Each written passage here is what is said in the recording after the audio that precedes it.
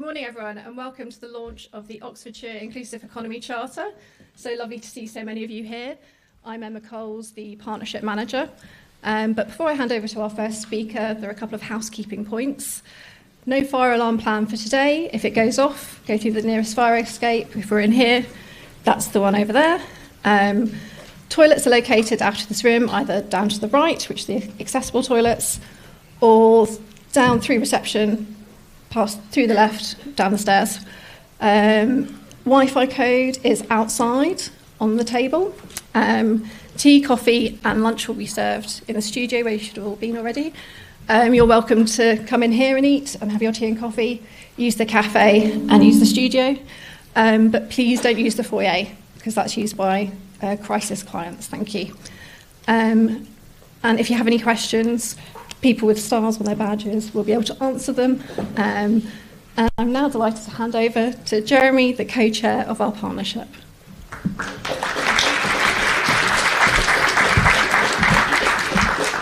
Thank you very much, Emma, and as Emma said, thank you all very much for coming. Can I also start by thanking the Old Fire Station for helping us to hold this event today. Thank all the speakers, but I'd also in particular like to thank Emma, Becky Cheshire, Simon Grove-White, Clayton Lavalin and Sarah Hayward for all the work that's gone in over the last few months in preparing for today and beginning to really put the Charter and the OIP on the map. I think we all know we're living in one of the more prosperous parts of the country, but I think, again, we all equally know, and we're going to hear more of the statistics a bit later, that there are communities and individuals that are facing real hardship. Some of these challenges, it's fair to say, one can ever only influence through government policy and government funding. But we equally know that we can make a real difference locally. And there are some very focused, very dedicated organisations already doing that. Today is all about trying to encourage more to be doing more. It's all, I think, about how we can, we should, and we will be doing more to make a difference to our community.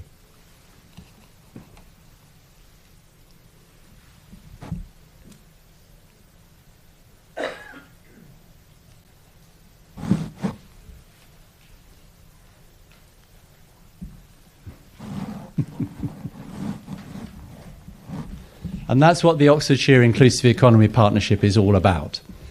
We're 100 organisations with a very mixed background. Businesses, education, voluntary sector, and the local authorities. And in particular, I'd like to thank all of the local authority leaders for getting behind the OIP right from its inception. The aim of the OIP is simply to work towards a more inclusive local economy. I believe that many would like to be doing that, but don't necessarily know how to start and where to get involved. And that's where we would like to help identify organisations that are already doing exactly the right thing locally and help other organisations to be in contact, to get involved and to support them. And how will we go about encouraging more action? See if I can get this clicker to work.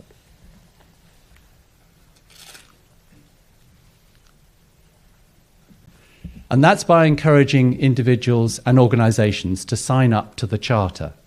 The Charter is a simple statement about following the aims of the OIP. And the pledges have come from us identifying some of the really impactful practices and organisations already out there in Oxfordshire and shining a light on some of those organisations and by supporting them. We're going to look at some of the pledges in a minute. But first of all, I guess it's understanding why we should do that. It's because it's positive not just for the recipients, but for the organisations themselves. Whether it's one's customers, one's clients at the time of procurement, and particularly if it's one's staff and employees who are thinking about where they would like to work and where they would like to stay. The approach to social values and inclusion are increasingly important in the workplace and in commerce. It's a win-win to get involved. So let me try. What are the pledges? I'm only going to run through these fairly quickly because this morning is all about bringing to life some of the examples of the work that goes on in these areas. But just quickly to refer to them. They are about paying a fair local wage. They are about supporting the local economy and businesses where one can, and particularly looking at the social impact at the time of procuring, maybe a local contractor. It's supporting those that might otherwise find their journey to employment particularly difficult, and we're going to hear, I think, some outstanding examples of that shortly. It's about sharing assets and resources, maybe making reuse of assets that might otherwise not find a second home. It's above all recruiting inclusively, and it's about improving some of the skills and educational outcomes where we know there's both outstanding attainment here in this county, but in other schools far from even average attainment.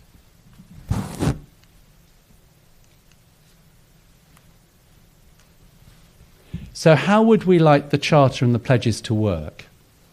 We recognise that not all pledges will be right for all organisations.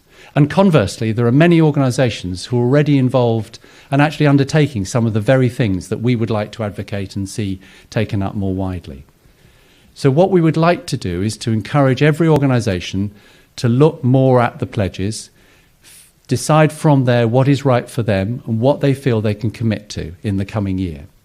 And in doing so, to sign the Charter and identify those pledges, and above all, to publicise that within their organisation and to others, to encourage that take-up.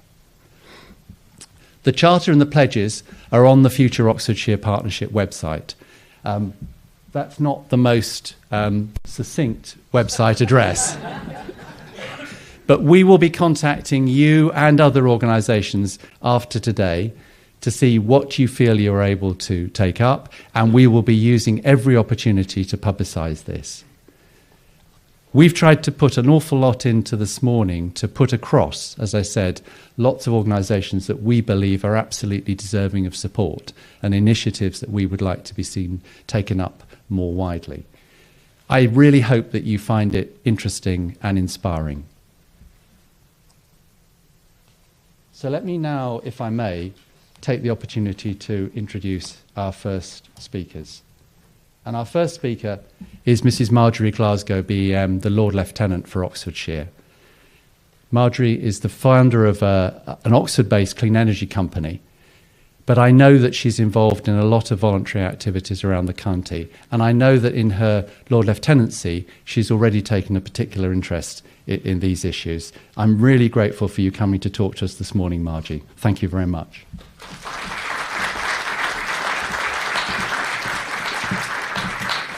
Thank you, Jeremy. My comments will be very brief. As Jeremy said, my name is Marjorie Glasgow. I am the Lord Lieutenant of Oxfordshire, and as you may notice, I have a California accent. So I am a big fan of inclusivity. So a bit about my story. When our family thought about moving to the UK 25 years ago, we talked to a good friend in London, an American who'd lived there for a while, and said, we're thinking of moving to the UK, and we're thinking of moving to Oxfordshire. And his comment was, move to London, no one will speak to you in Oxfordshire. So I'm glad to say that that hasn't been the case. And it hasn't always been easy, I will say. I think Americans' enthusiasm is often misunderstood for naivete. And so that's something that we've had to work with. We came here with our children, so there was that concern as well. How would they fare? And the opportunity to get involved in schools, in sports, in community activities has made a huge difference. And it's something that I think whether you're coming from Burnley or Tanzania, having that opportunity to get involved in activities is what makes a big difference and makes people feel like they're part of the same team. Just a quick word, because I know a lot of people, since I became Lord Lieutenant, have not understood what the lieutenancy was. So if I could just explain that quickly, because I think it feeds in very well to what we're trying to achieve here. So as a Lord Lieutenant, I was appointed by Her Majesty the Queen in 2021 and adopted by the King in 2022 when he took over. My role is a 15-year role.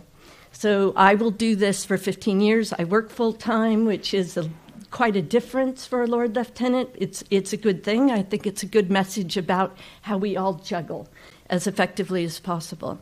But part of the difference with my role, because I am working full-time, is I rely heavily on our deputy lieutenants. And I'm not sure very many people understand DLs. We have 2 or 3 here. Can you just raise your hand if you're a DL? Richard, you're a DL. There's Jane. Sarah Fernandez, I don't know if she's here. She's a DL. We have 40 deputy lieutenants spread throughout the county. Every deputy lieutenant is approved by the Cabinet Office, and their name is presented to the monarch for approval. And their role is very much working in the regions throughout the county. And this has made a big difference.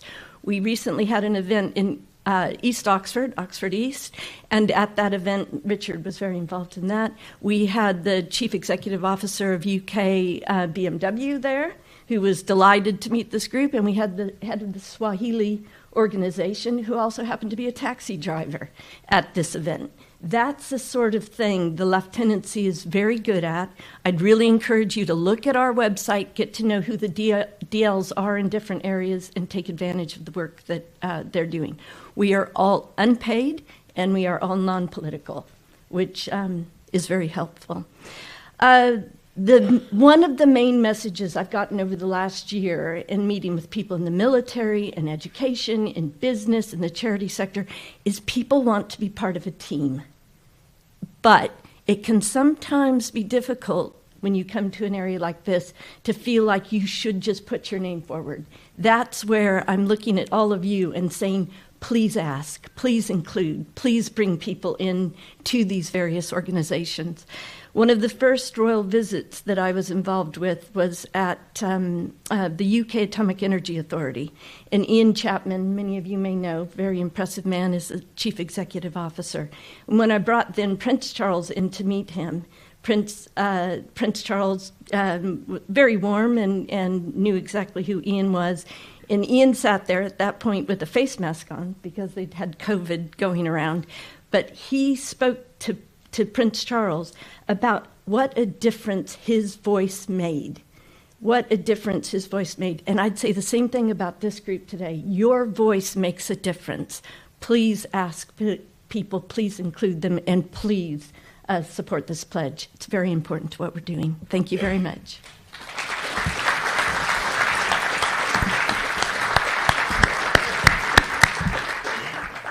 Thank you very much, Margie, and really do look forward to working with you and your deputy lieutenants in the OIP work. So next, I would like to introduce the new Vice-Chancellor of Oxford University, Professor Irene Tracy, CBE.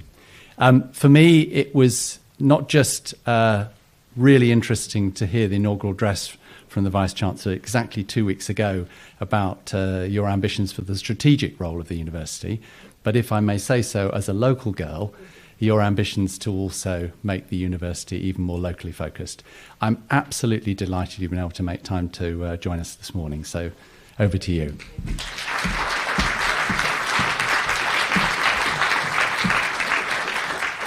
Great. Well, thank you very, very much, Jeremy. And can I start by not just thanking you, but also your co-chair, where are you, Jan Royal, from Somerville College, who's, of course, a colleague of mine. It really is a pleasure to be here today, and good morning to everybody, and thank you all for coming here and your commitment.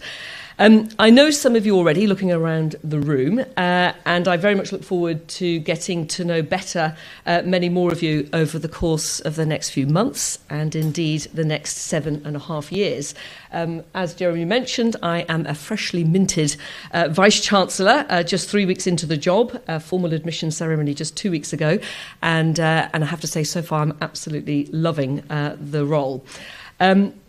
As mentioned, I am made in Oxford. I grew up in Kidlington. I went to the local primary school there, St Thomas More Primary School. We've I've got a very rickety thing here. And then I went to Gosford Hill Comprehensive School in Kidlington before coming to the University of Oxford to study. And then I spent a couple of years doing postdoctoral research. I'm a scientist out at Harvard in Boston. But pretty much then, for the rest of the time, I've been in the Ring Road, and I have been here at the university for all of my adult life and research life.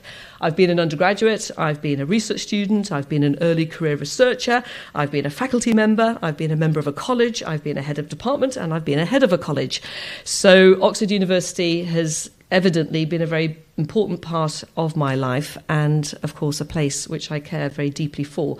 My husband is also an academic there. I think some of you might have heard him because he's very active out and about in the community. He is a climate scientist. He's Professor Miles Allen, and he's always up for coming to speak to local groups, so do get in touch with him. I barely see him any evening. He's always out somewhere or other giving talks, and we've raised our 3 wonderful children here in the city as well. So I owe a lot to the university, but I also owe a lot to the city of Oxford and the county of Oxfordshire. So it really is, for me, a great, great privilege to be in a position where I can give something back.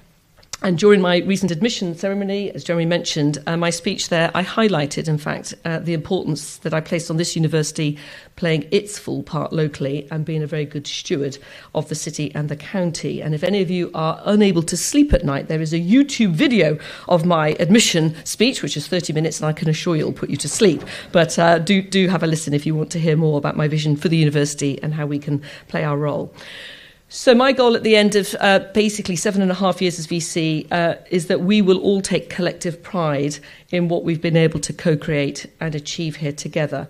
I spoke a lot about firing and wiring this great university with the city and the county. It's an expression we use a lot in neuroscience, because I'm a neuroscientist, about how the brain develops and learns and improves, is that if you fire together, you wire together. And that's what I would like to see happen over my tenure as Vice-Chancellor. I want the university to, of course, think globally, but act locally.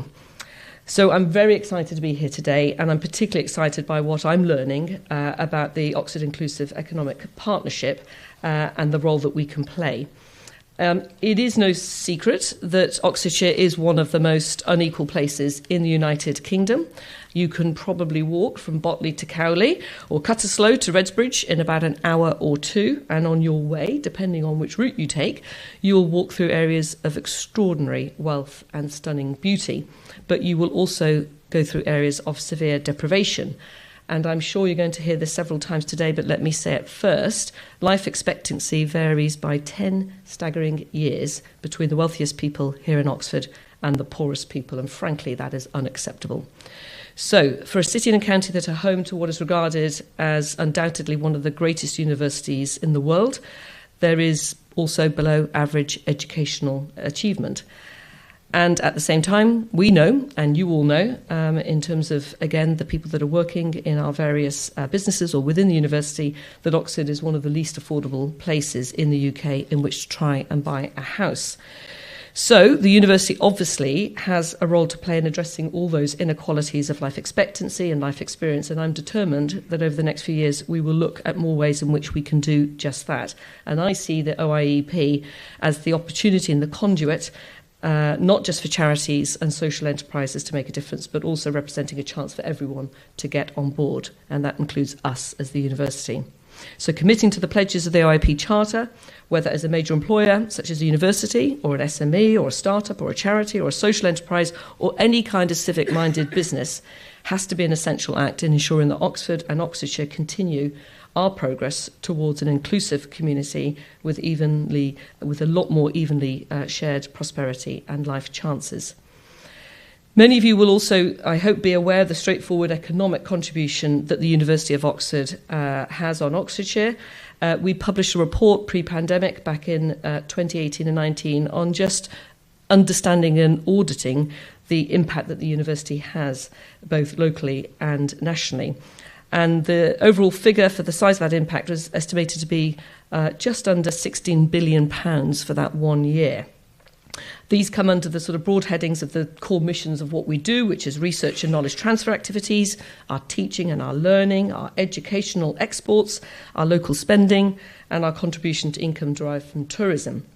So I think we can agree that that is a remarkable and staggering amount of money, and something that we should all take collective pride in, but not pride at the cost at all of arrogance or a sense of entitlement, because there is much work to do.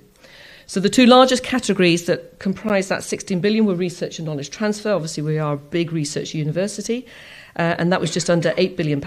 But local expenditure came in at about £6 billion in those pre-pandemic days. The university had, at that time, in 2018-19, about 145 spin-out companies, and now, even though we've had the pandemic for 3 years, that's up at about 200. And it pulled in over 770 million in external research funding, which has now grown to over 800, supporting 28,000 jobs through our knowledge exchange activities. And for every £1 that the taxpayer, you, the government, from our research councils invest in our research, we generate £10 to the economy. So hopefully, already, just with those brief stats, you can see that we're a pretty big player and we're doing our part. But of course, with that size and that profile comes responsibility. And it's not as if I'm saying anything that university hasn't said before, but it really does matter to me. And I am putting a strong emphasis on my tenure as Vice-Chancellor about our local engagement. I think one of the sort of best manifestations recently of just what role big universities like Oxford can play is when we have big global challenges. And of course, with the pandemic, I hope you take collective pride in your local hometown university, that our scientists and researchers who are all living in the community and eating and sending their children to schools and being part of this great city and county, of course, they stepped up and played that incredible part in combating the pandemic through the development with AstraZeneca of that vaccine. We insisted as a university that we would make that vaccine available at cost to the developing world, saving millions of lives. And we have enabled the entire world to revert as part of that contribution to normality. Goodness knows where we would have been had we not got the vaccine. Thankfully, the biology was relatively straightforward. It might not have been. But without that vaccine, we wouldn't be anywhere close to where we are now, all back together in this room, sitting next to each other, not in little bubbles. Over 4 billion doses of that vaccine have been jabbed. And I think we can collectively say, how fantastic is that? So that's what we can do, and that's what we will be doing as and when big challenges face us. And one of the challenges I've set for the university now to take on and grapple with and deliver on is around the greatest crisis of our time, which is, of course, the climate. And so there'll be more about that from me going forwards. So that's all the headline stuff, but we have also, and very quietly in some cases, been undertaking lots of other activities which are not necessarily at the forefront of people's minds when they think of the University of Oxford. So since 2018, our university innovation, we've supported 16 social ventures. The business models for each of them are a little bit different, but they are all focused on combining the social value of a traditional charity with the financial sustainability of a traditional business. Many have been established by staff or former students of the university, and they aim and want to achieve social impact alongside a sustainable financial return. In 2013, alongside with Oxford Brookes, the other great university in this town, and with the support of Oxford Hub, we've established the Oxford Social Enterprise Partnership, which looks at ways of addressing social and environmental challenges across Oxfordshire. So OSEP, as it's referred to, there's many, many acronyms that I'm very quickly getting up to speed on, has enjoyed some early successes, including the accolade for Oxfordshire being the first social enterprise county under the Social Enterprise UK programme. We're going to hear more about OSEP later in the programme, but I'll just say a few words about it now because it really is a success story. It's been able to develop strong relationships with key stakeholders in all sectors across Oxfordshire and beyond, and it's seen both locally and nationally as a credible, reputable, influential and expert organisation. It's been invited to contribute to various boards, steering and working groups nationwide, and that's a remarkable achievement in such a brief period of its tenure. So its position in these roles has enabled it to influence local strategy and policies in ways that go to improve the local economy and the communities, as well as supporting its beneficiaries. It avoids competing with others seeking to achieve similar aims or different aims with similar organisations and people, but instead tries to support and promote them. So again, that learning together and sharing good practice is so essential. And again, I think today is a wonderful opportunity for us to share not just information about what's going on, but to share good practice and how we want to take things forward. The introduction of the National Apprenticeship Scheme has also been galvanising effort over the last few years on how we view the recruitment of staff for university departments, and also how we can help each other, small organisations and other companies. And every year we have been transferring a quarter of our apprenticeships levy to smaller local employers, social enterprises and charities, enabling them to develop their own apprenticeships and training and reskilling, even though they might not be eligible under the national scheme. And last year that amounted to about £200,000 of support. And I'm particularly keen, as a head of department and as a college head, I've witnessed just the opportunity that apprenticeships bring and how that can be really transformative in an individual's life. And so I'd like to see a lot more of that again together, and where we can maybe expand that programme. Of course, we support and encourage all our students, undergraduates and graduates, in their own desire and passion for social enterprise and charitable activities. Our students represent some of the most intellectually active and socially engaged people across the country. At a college and a university level, their activities are focused on addressing some of the key inequalities that I mentioned earlier, and it's absolutely right that we help them in those efforts. And the same goes, of course, for many of our engaged and active staff members, be they academics, researchers or administrators. So in a city and a university like Oxford, it's impossible not to meet people with multiple connections to charitable and social enterprises, and of course to each other. And again, I think there's more we can do within the university in terms of sharing that awareness and collating, again, what we're doing and curating that. And that's why in my address I mentioned that I want to appoint a local and global ambassador who'll be my single point of contact to really help us make more impact of what we're doing, and to think about better ways that we can synergise with the efforts that is going on within the city and within the county. And so that will be something that I'll be progressing very rapidly, in fact, this term, and you will again be hearing more about that, and that person will become a very key person and a very visible person for you in terms of, again, this local engagement. So hopefully with that sort of not so brief introduction, I've been able to just give you a little taste of the university's commitment and support for what we're trying to do with the launch of the IEP Charter.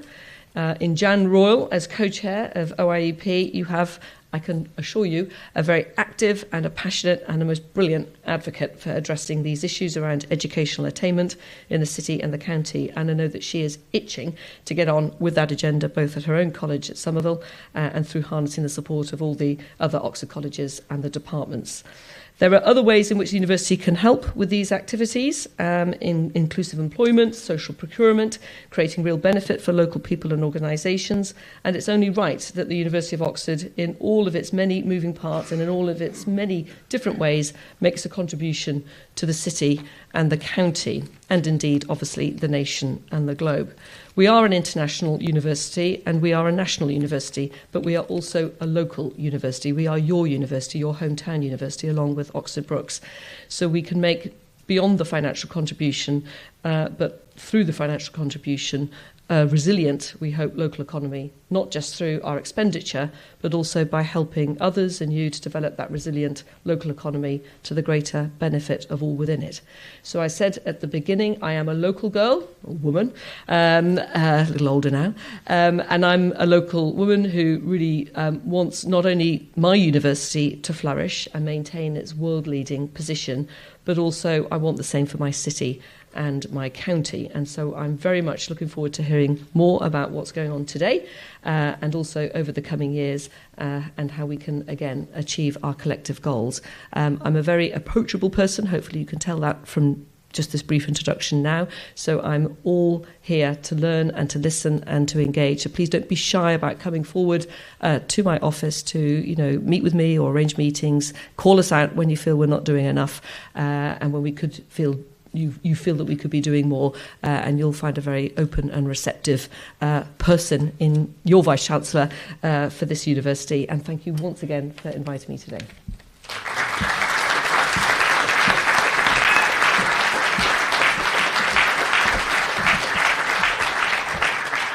Thank you very much once again, Vice-Chancellor. It's very encouraging. We look forward to working with you, your team and the colleges.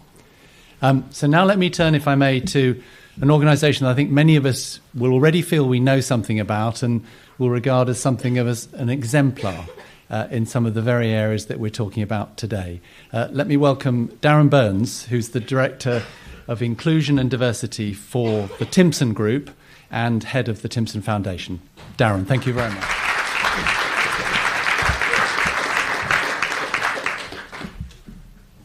Okay, good morning everybody. Just to manage your expectations, my CV is nowhere nearly as impressive as the Vice-Chancellor's, but I'll try my best. So what I'm here to talk about today is our inclusive approach to recruitment within the Timpson Group. But before we do that, what I thought might be useful is just if we spend a couple of minutes just talking about our business. It's always very sort of surprising to me. People don't kind of realise the scope of the Timpson business and the Timpson Group and how sort of far-reaching our business is. So our business was founded back in 1865 by our current chairman, John Timpson's great-great-grandfather, William Timpson. All those years ago, we had one single store in Oldham Street in Manchester where we used to repair shoes and manufacture shoes. Over the years, our business has grown, we've evolved, and we've managed to maintain our position on the high street. There's been a number of very important acquisitions over the years too. Notably, in 2013, we acquired Mr. Minute, who are our only UK competitors. In 2008, we acquired our photo businesses, Max Spielman and Snappy Snaps. In 2014, we acquired Johnson's The Cleaners. We're now the largest dry cleaning business in the UK. We've got the largest mobile locksmith business. And we've also got Flockins, which is our hospitality group that comes within the Timpson business. We've got a number of pubs and restaurants in North Wales and the North West, as well as a 32-bedroom hotel in Morzine in France, which is our latest acquisition. So not bad for a bunch of old cobblers. We employ circa 5,500 people, and we've got in excess of 2,500 outlets. But I'm not here to talk about our business. What I'm here to do today is to talk about the Timpson Foundation, which I'm very proud to be a part of. Excuse me. So the Timpson Foundation was founded by James Timpson, who's my boss and our CEO.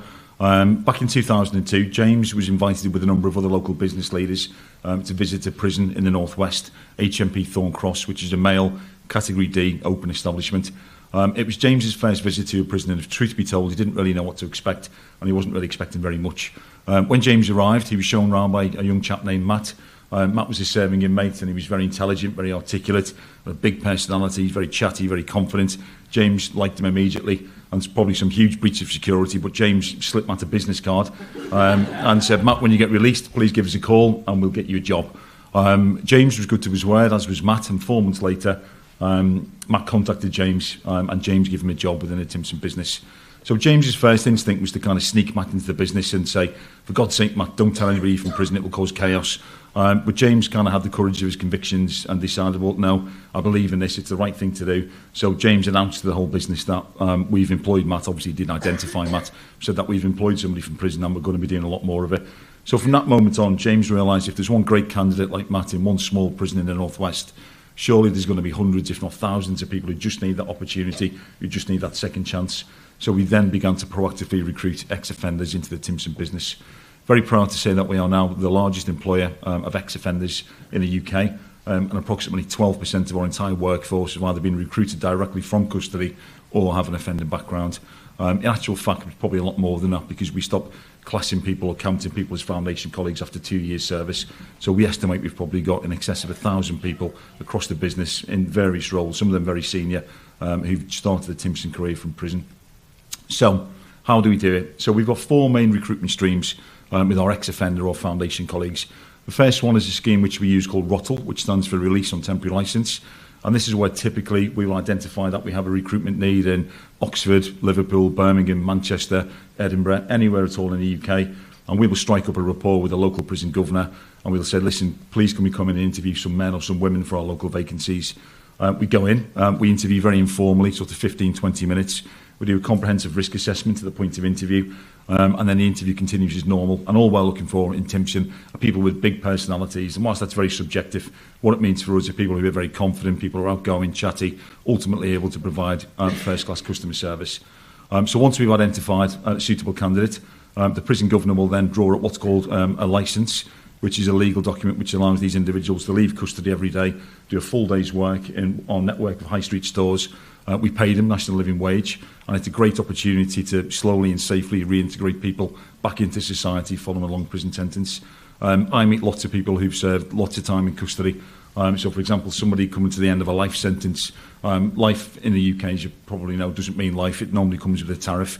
There are a minority of people on whole life terms, which obviously we wouldn't be able to engage with, but for most people who are serving life sentences, they will be given a tariff by the court. So when people are eligible for parole, obviously they can come back out to the community and work. The point I'm making is that for people who've spent such a long time in custody, everything has changed, even to the point of technology. So when people were initially sentenced, the technology limits were kind of an old Nokia phone with Snake and a torch. And obviously now things have moved on considerably. People have iPhones, everything's booked on an app. If you need to see your GP, it's through an app. If you need to make an appointment with a dentist, it's through an app.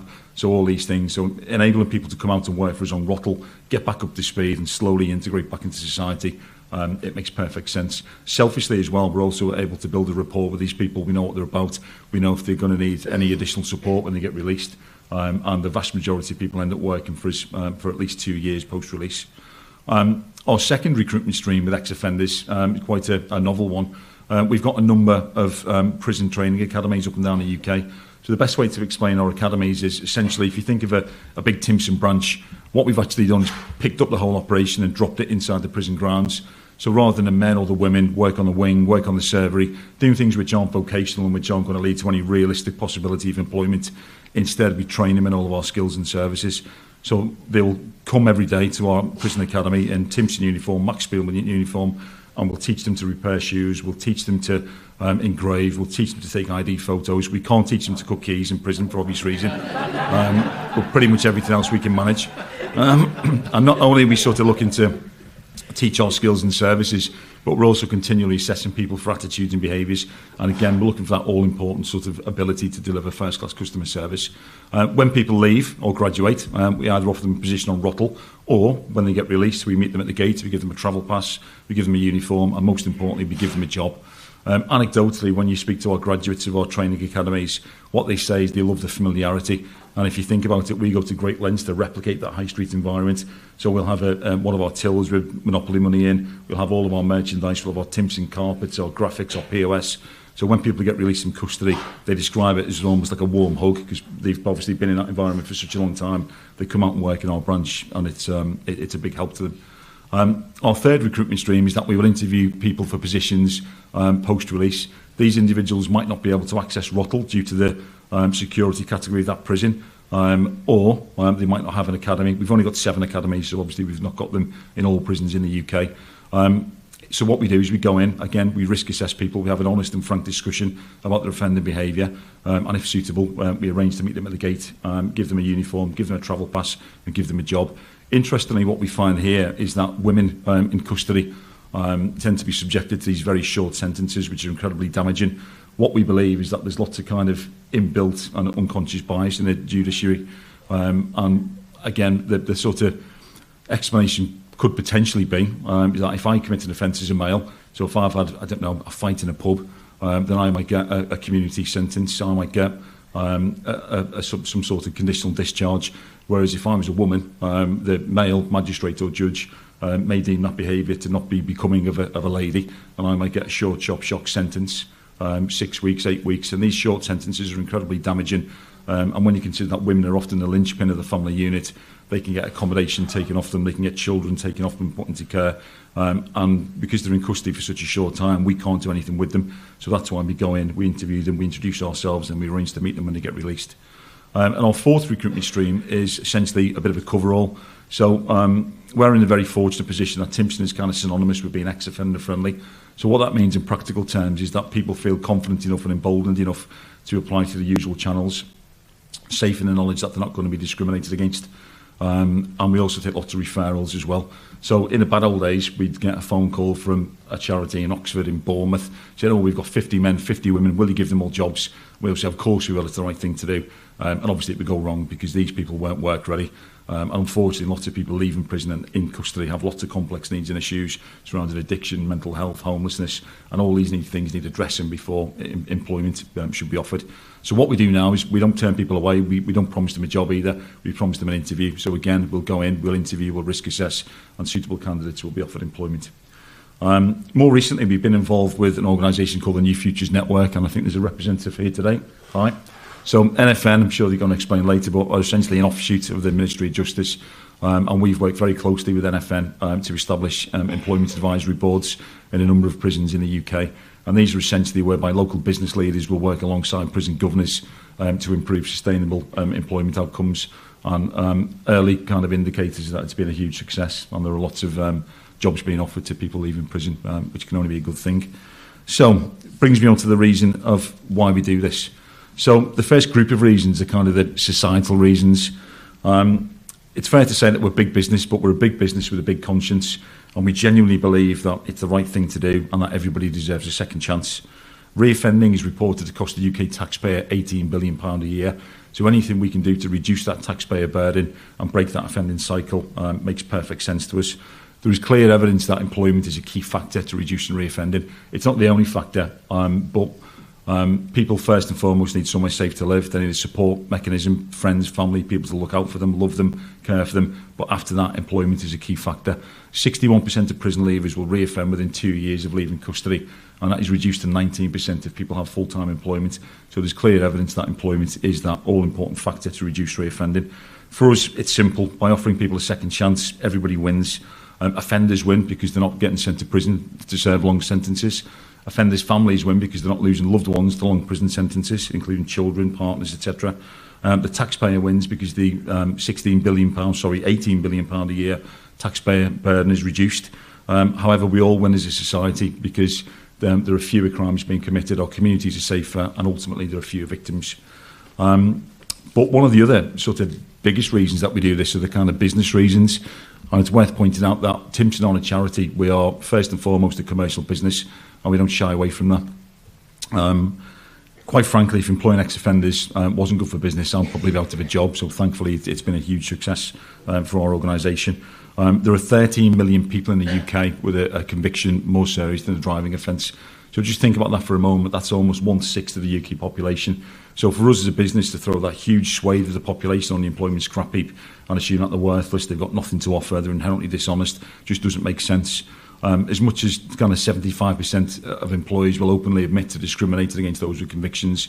So whereas other employees will turn their nose up at people because of their offending behaviours in the past, instead we try and focus on what people can achieve in the future. So for us, the people we recruit from prison are very hard working, they're extremely loyal, they stay with us longer than people who were recruited from more regular streams. They're statistically more honest, which is always a surprising one. I get a report every year from our head of security, and on this report is a list of people who we've unfortunately had to dismiss for gross misconduct, and in our world that essentially means pinching money out the till. And I'm very pleased to report that the number of foundation colleagues who appear on that list pales into insignificance compared to people who have been recruited through more regular streams. And we believe it's because people, when offered a chance, when their options are limited, they grasp onto that chance with both hands and don't want to betray our trust. They're also able to sort of transfer skills from maybe some of the kind of criminal tendencies and turn them into entrepreneurship. So again, quite a lazy example, but for example, if we were to employ a drug dealer who's used to doing deals with bags of illicit powders, all of a sudden then they're doing deals with our customers for shoe repairs and keys being cut. So yeah, it's quite a good fit, bizarrely.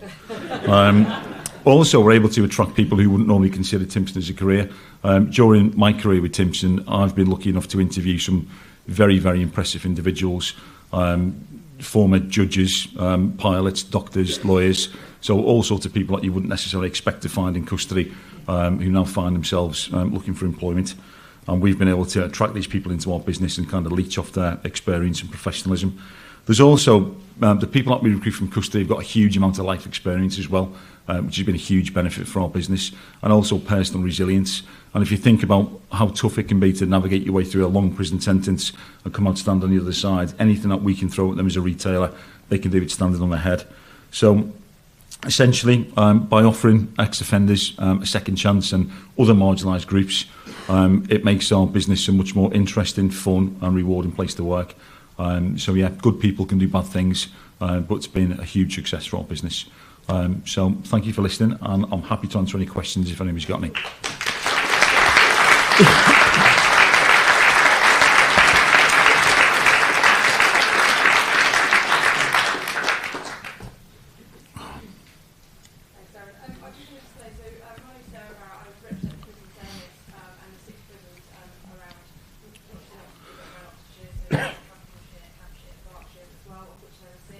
They all released into the Oxfordshire area, and as Darren sort of say, they all have very set skills and life experience and are really good people to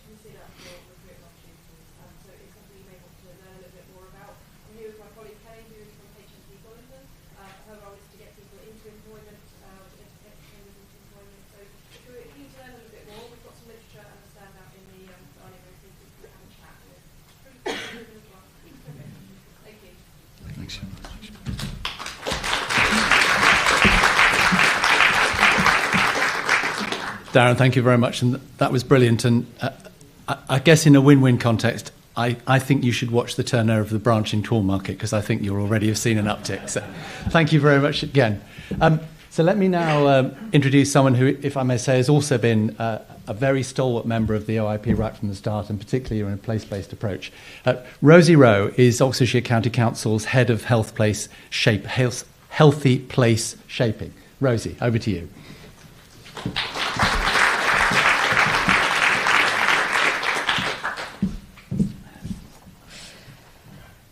Morning, everyone, and thank you, Jeremy, for inviting me. I'm going to spend just a few minutes, really, providing some context for the work of the OIP and to emphasise, really, the importance of the launch of the Charter today. I don't think I need to tell anyone in this room about how important employment, good work is to health and well-being. But I want to provide just some statistics, some data, just to set the context for what we're trying to do in Oxfordshire. So at the outset, I'm going to try and move so people can see the slides. The news looks to be quite promising around our employment and work in Oxfordshire. So our employment rate, 80% of working age adults, that's 16 to 65, are in employment, and they are, that's a rate that's consistently higher than the national average. If we look at, sorry, that's just gone forward too much. Let me see if I can go back. Back for me. Here we go. And if we look at the average earnings for the economy nationally compared with what residents and people working in Oxfordshire earn, they're above the national average as well. So from the outset, it looks like things are fairly positive for Oxfordshire. However, when you then factor in the cost of living, when you then factor in the cost of living in Oxfordshire, it's not looking so positive. I can see if I can make this work. That's the earnings. So the headline here is Oxford among the least affordable places to live in the UK. But actually this slide shows that Oxfordshire is one of the least affordable places to live.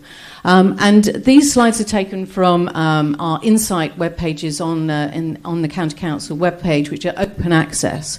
And it just shows what the average rental costs are for a standard two-bedroom house across the districts in Oxfordshire. So the red dotted line is the England average. And it shows that, frankly, wherever you live in Oxfordshire, the cost of living is higher, and it's very much driven by that cost of housing. So if we then look at, if I can finally get this clicker to work, the unemployment rate. So we know 80% are employed, but we know that 20% are unemployed. That's over 87,000 people living in Oxfordshire, aged between 16 and 65, who are not employed. And as we can see from this slide, although unemployment rates have obviously improved significantly since the recovery from the pandemic, they are still consistently higher than beforehand. And this is true for the national picture. And if we want to understand a little bit more about the people who are unemployed, this slide is really instructive. So yes, we've got 33% who are students, and we can understand that they may well be full-time students not able to work. And we've got a certain amount who are retired. But we've got almost 20% of people who are long-term or temporarily sick. Now that's a large burden, not just in terms of individual terms, because those individuals may well have families who are dependent on their income. But it's an enormous burden to business in terms of loss of earnings, sick pay, and so on. And it's a huge burden to the NHS. So addressing some of the factors that are causing and driving that sickness is really important, so that we have healthy workplaces and we support people to have good health and well-being at work. The other key statistic here are those people who are looking after the family and looking after home. And that is a group of people who've got great lived experience, enormous assets, and who are probably experiencing real barriers in terms of finding work that will be flexible enough for their caring commitments. And that's a huge waste in terms of productive labour, but it's also a huge impact on those families, because you then can get into a cycle of deprivation, low income, and low aspiration. And that, in turn, drives the inequalities gap. So we've already heard that Oxfordshire is one of the most unequal places to live in the UK. This slide shows very clearly how that works. So this is how deprivation is associated with premature deaths. And we've got some lovely clustering down on the left-hand corner. These are showing the people who are least deprived, and very few of them are dying before the age of 75. That's considered to be the cut-off point for premature death. Then we have an enormous gap, and then we have some wards up here where they've got the highest deprivation and the highest likelihood of premature death. Now, that 10-year gap is even worse when we look at healthy life expectancy. So this slide, it shows, again, we've got clustering. Sorry, I'll move that forward. So we've got clustering over here. Sorry, this clicker is not very useful. So we've got clustering here on the left-hand side, and then we've got a big gap, and then some clustering at the right-hand side where we've got high levels of deprivation and high levels of poor health. If you look at the actual data, that's 20 years difference between the most deprived and the least deprived wards. 20 years when people are living in poor health compared to people who are more affluent. And that is, again, an enormous burden on all aspects of society.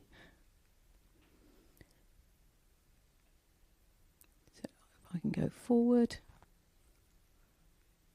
And this is spatially where those areas of deprivation are. So the purple blobs are the most deprived.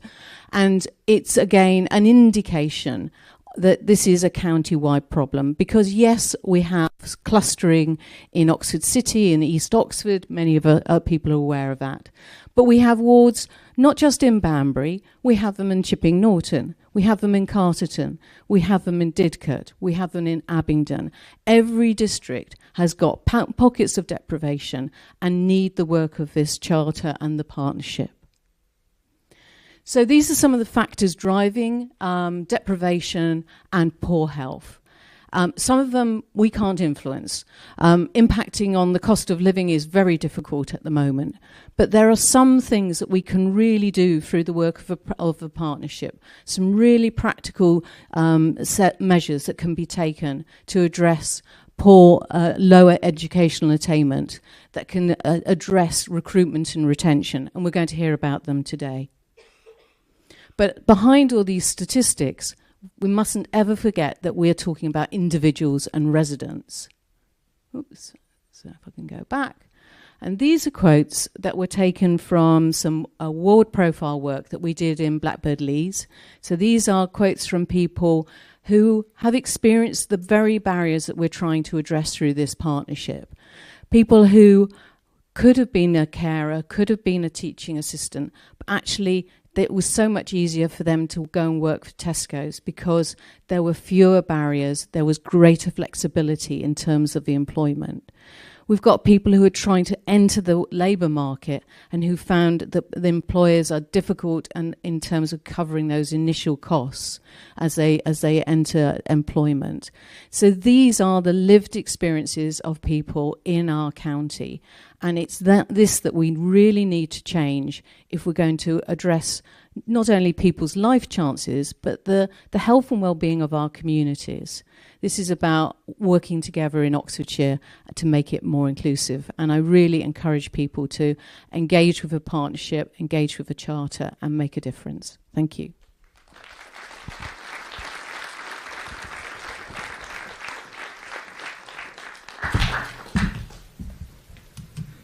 Rosie, thank you very much. And as you say, I mean, I think the figures and the charts really do speak for themselves. So let me hand over at this point to Mark Beard for the next couple of sessions. Many of you will know Mark, chairman of Beard Construction, but in his role as High Sheriff. And let me also say what an enormous support Mark has been right from the start to the OIP and the aims and the missions. Over to you, Mark.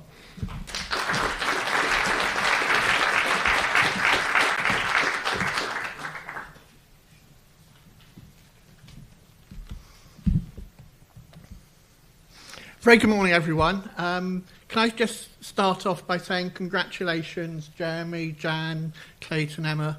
A really terrific gathering today, and I've seen there's people standing. I think it's surprised us on the upside in terms of what a wonderful event you put on. Thank you. Well done. Also want to say a very big thank you to our Vice-Chancellor for finding time in an extraordinarily busy schedule to be with us today. And thank you to the university for all it does for our community above and below the radar, and likewise to the colleges of Oxford. It's wonderful to hear you're planning to fire and wire together with the community, particularly hearing about your transfer of the apprentice levy to others. As the most influential employer in the county, I very much hope you'll use your buying power and wider influence to cajole developers, other businesses and the professional community to similarly step up to the mark. The one question we haven't heard today is what we can do for you to make sure Oxford remains the greatest university in the world, and we want to do that as a community. I was going to start off today with an apology to you all. Slightly unusually, I'm very aware of my dress, and I know a number of you were expecting me to be in my High Sheriff's court dress. +4s, tights, and the like, armed with my Shrieval sword, rather than this very boring lounge suit.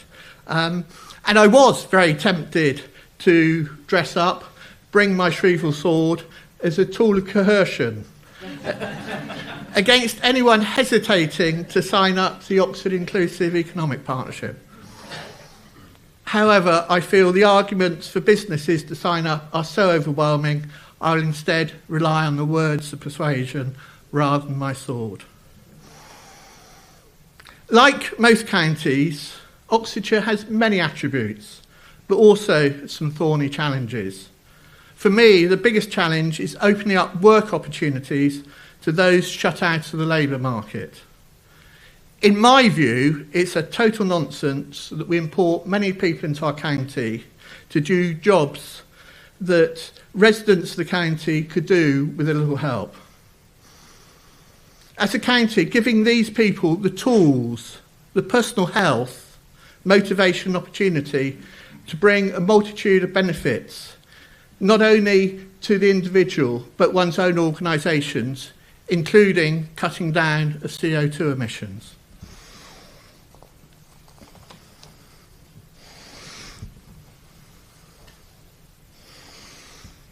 For the next 5 minutes or so, I will explain why every employer should open up their mind to employing a more diverse range of employees.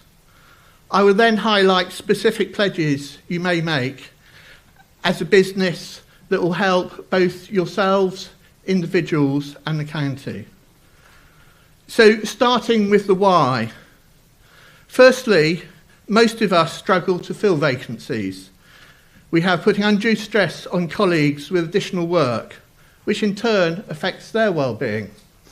There's no magic solution, but looking outside the box to solve your resources challenges can bring surprisingly positive benefits. Disabled people, ex-military personnel, prisoners, former prisoners, older workers, young mothers and like, all have a huge amount to offer your organisation. Secondly, many people want to work for organisations that are more than the bottom line. Demonstrating to existing employees your mission is wider than last drop of profit is often good for staff retention and similarly good for your brand in the wider marketplace. I'll now move on to two soft but equally compelling reasons. First, employing a greater proportion of local people will strengthen the local marketplace and the community in which you and many of your employees live, as well as lowering your organisation's CO2 emissions. Secondly, as relatively successful individuals, it's our chance and responsibility to shape the county in which we live.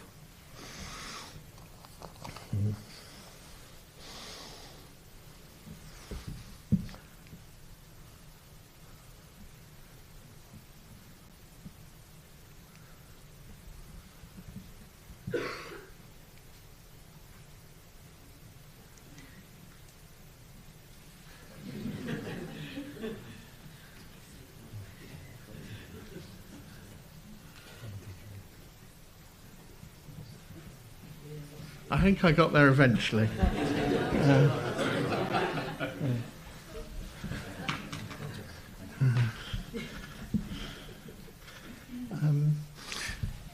The slide up there, which I just ask you to read in your own time, gives a feel for the pledges that you can make. I'll just pause to give you the chance to read it.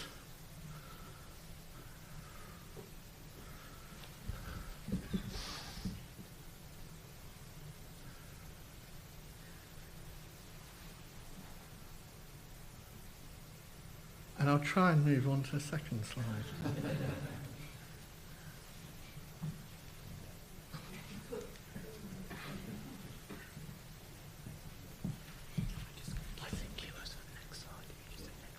Okay, yeah. I think we've got there now. Yeah. Again, can I just ask you...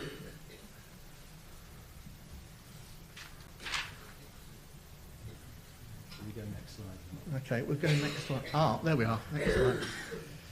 So again, can I just ask you to read that slide?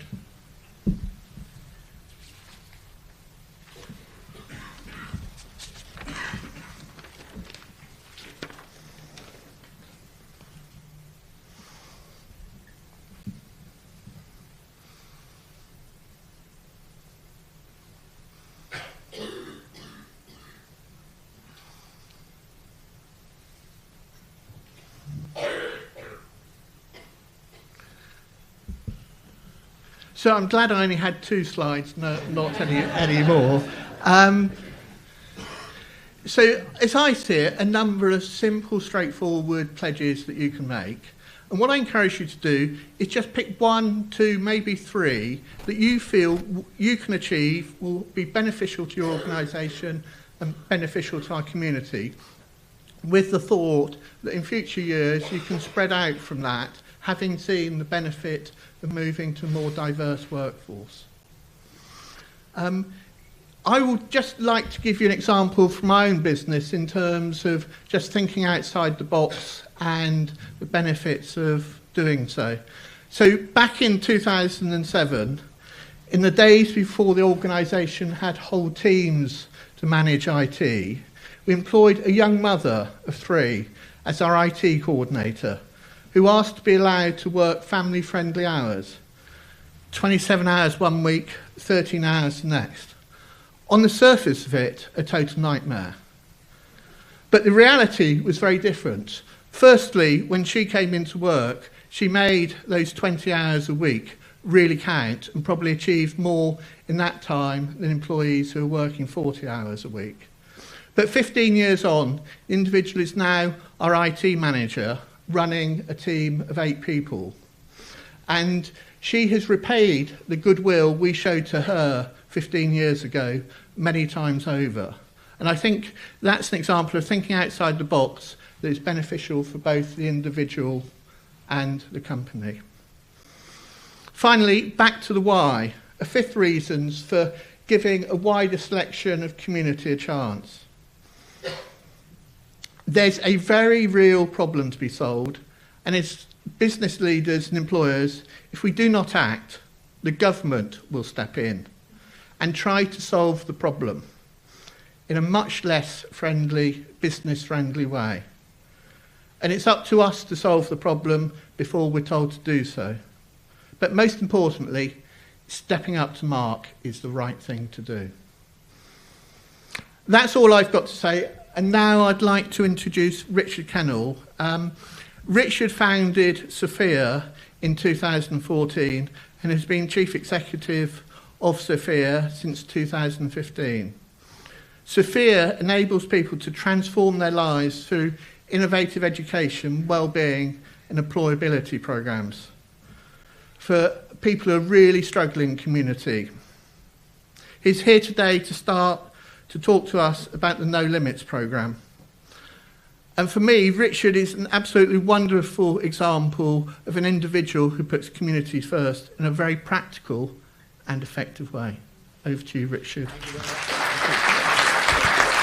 Good luck.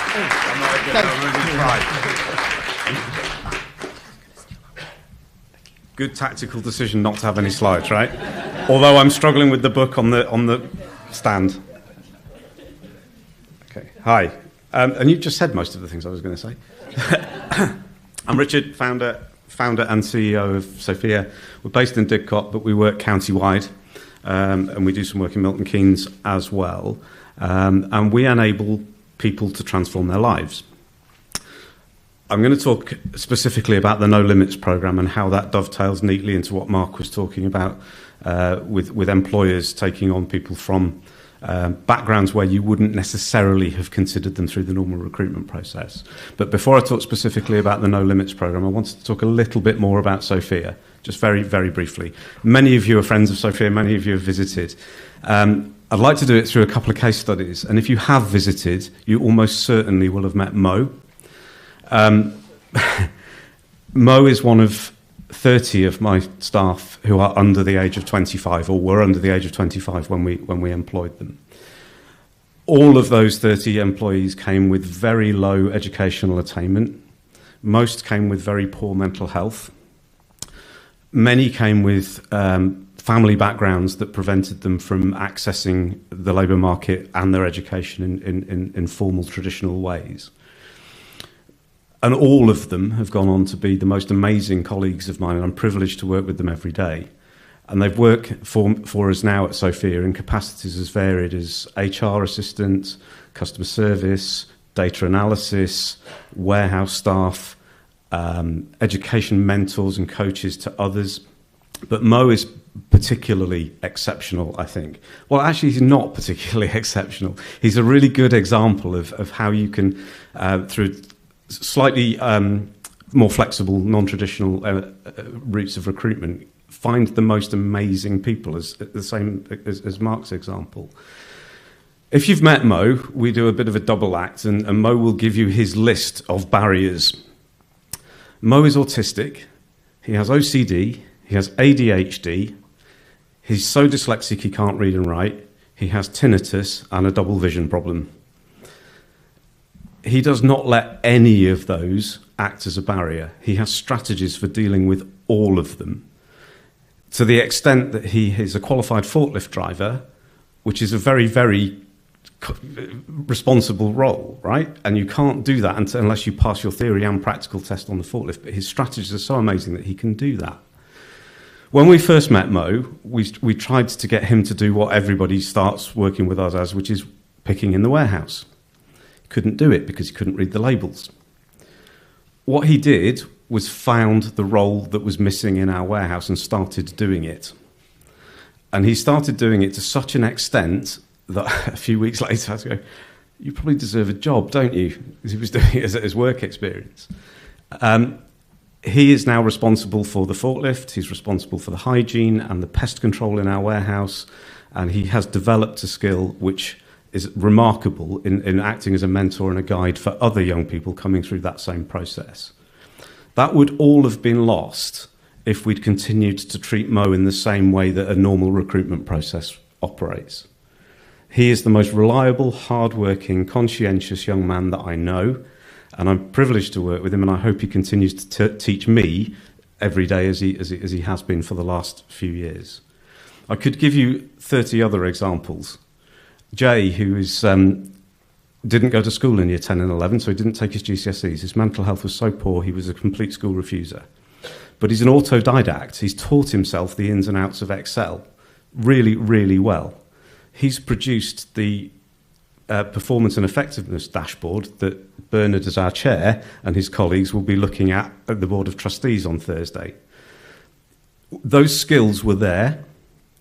What we did as employers, and we do it with a more sophisticated education, employability and wellbeing programme, but those skills were there. All we've done is enable those young people to transform their own lives and help us transform the organisation by giving them that opportunity. And that's really all it is. It's giving that opportunity and looking for those ways to just flex slightly to get the best out of those young people. We also redistribute surplus food around the county.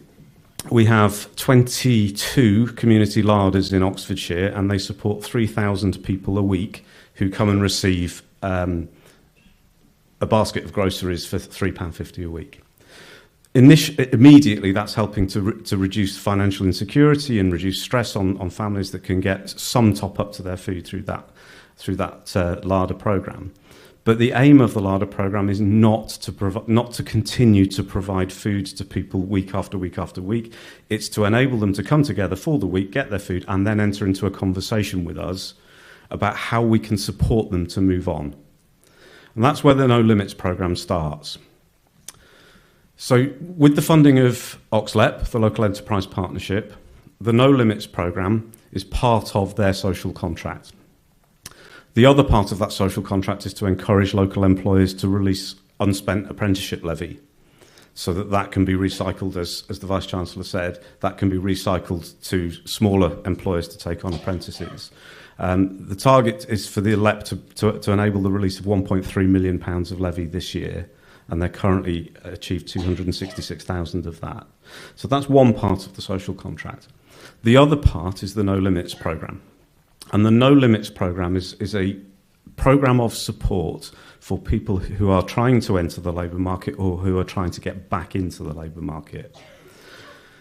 We have, with our partners, our fantastic partners Aspire, and I think Paul is going to speak a little bit later, with our partners Aspire, we have 5 staff across the county who are going into the places where people congregate already. The community larders, Aspire's hubs, community centres, places like the Banbury Mosque. Going into those places where people are already congregating and entering a conversation with them about how they can be supported to enable them to transform their lives and get back into work or into work for the first time. Those triage workers will go into those settings, sign up those people to work alongside them. They'll provide really practical help initially. That might be bus fare to get to an interview or to get to another support organisation. There's a programme where we can loan mopeds for a period of time and provide all the safety equipment and training that goes with that. One of the key aspects of it is to provide digital devices to people that don't have digital devices or have inadequate digital devices. That's being done through the Getting Oxfordshire Online programme, where we refurbish laptops at a cost of about £80 a device and then make that available free to people on the No Limits programme. The device is no use if you don't know how to use it. So alongside the device is a programme of support to upskill people from switching the device on, then to being able to do all of the things that Darren said around accessing GPs, accessing job sites and so on. So really practical things. But alongside that, it's to work alongside those people, to be alongside those people on their journey for up to 30 hours of support, up to 30 hours of coaching, mentoring, supporting those people as they make their journey back into the labour market. Part of that, and this is where I'm going to ask for some help from all of you, part of that is to link those people into existing services that already exist to help people with either their mental health or debt recovery or social prescribing. And there are lots of organisations in the room that I think will benefit from having our triage workers with No Limits referring into those programmes. So we're not trying to do it all. There's some fantastic organisations in the county. What our No Limits workers will do is link those people to those services, but be alongside them on the journey. The other ask then is to come back to the original point about Mo and to Jay, who does our data, and to Zoe, who's our HR assistant. It's the ask to the employers in the room. The biggest barrier that we find when people are coming back into the labour market or into the labour market for the first time is the recruitment process. It's really difficult for somebody who faces barriers to their employment to navigate through the most traditional formal recruitment processes. For example, the online forms that large employers often use to screen. Well, I know they're there to screen, and you probably want to make sure those screening questions are accurate and meaningful. But a large number of very, very good people with very, very high potential are screened out at that point. The more traditional way of inviting people for interview and expecting them to be... when do you ever ask an employee to do what you ask them to do in an interview? When do you ever sit them down across the table and interrogate them with questions that they'll never have to answer again? How does that tell you how good they're going to be at work? Okay. So the No Limits program can help people navigate that existing scenario by taking those people to their interviews, sitting with them, interpreting, advocating with the employer. But what if you adapted your recruitment processes so that you actually found out how good those people could be? What if your induction process was so good that after 3 months, 6 months, that member of staff turned into a Mo or a J? So the ask is, I've got a number of asks. If you're a support organisation that can help people on their journey back into work, please get in touch with us at the No Limits programme.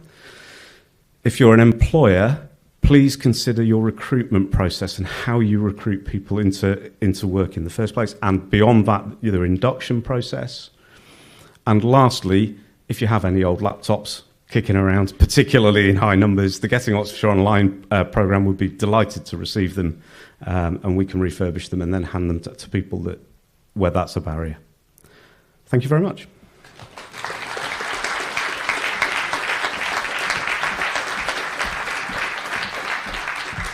Thank you very much, Richard, Mark and Rosie. We're now going to have a tea break. So tea and coffee is available in the studio. Again, you can come up, bring your tea and coffee in here or use the cafe. But please, can you be as quiet as possible when using the reception area or passing through there? That would be fantastic. And we've got 15 minutes, so if you could come back just before 1:45. Thank you.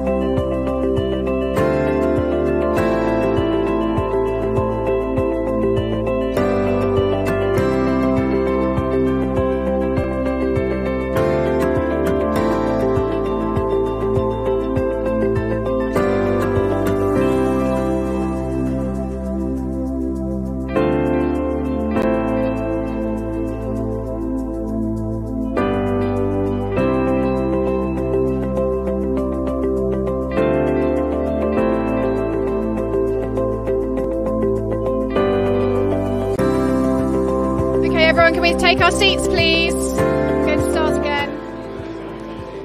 I've got the mic. That one's working again. Okay. It's all good. Brilliant. What I'll just do is make sure anybody doing it is obviously just press next, wait for it to do as it's told, and then I think people are going, I don't panic and and then then press the it. slideshow then catches up with them. But yeah, so that's all working Okay, again. brilliant. I'll let Paul know. Brilliant.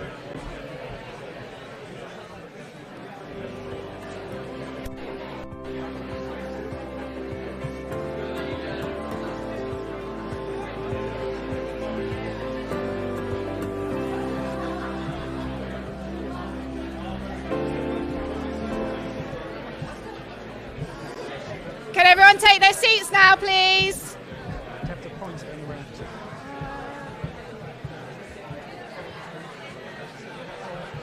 I will quickly introduce you, if I may. I'll still quickly introduce you. Yeah. If it doesn't, to make it, you just click right it to pick it up. But if you really want to use next there you slide, go. just do. Perfect. That's working. The mic on. Give them a little.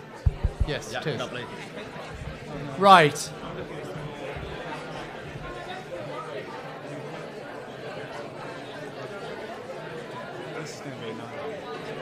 Yeah, just say next slide.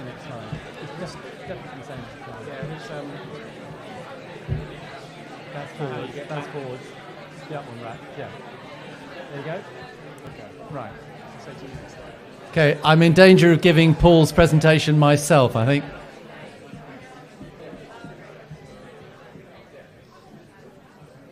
There was, welcome back, there was reference earlier to some members of the team having stars on their badge. If Paul doesn't mind me saying this, he is another star of those that have been involved in the OIP so far.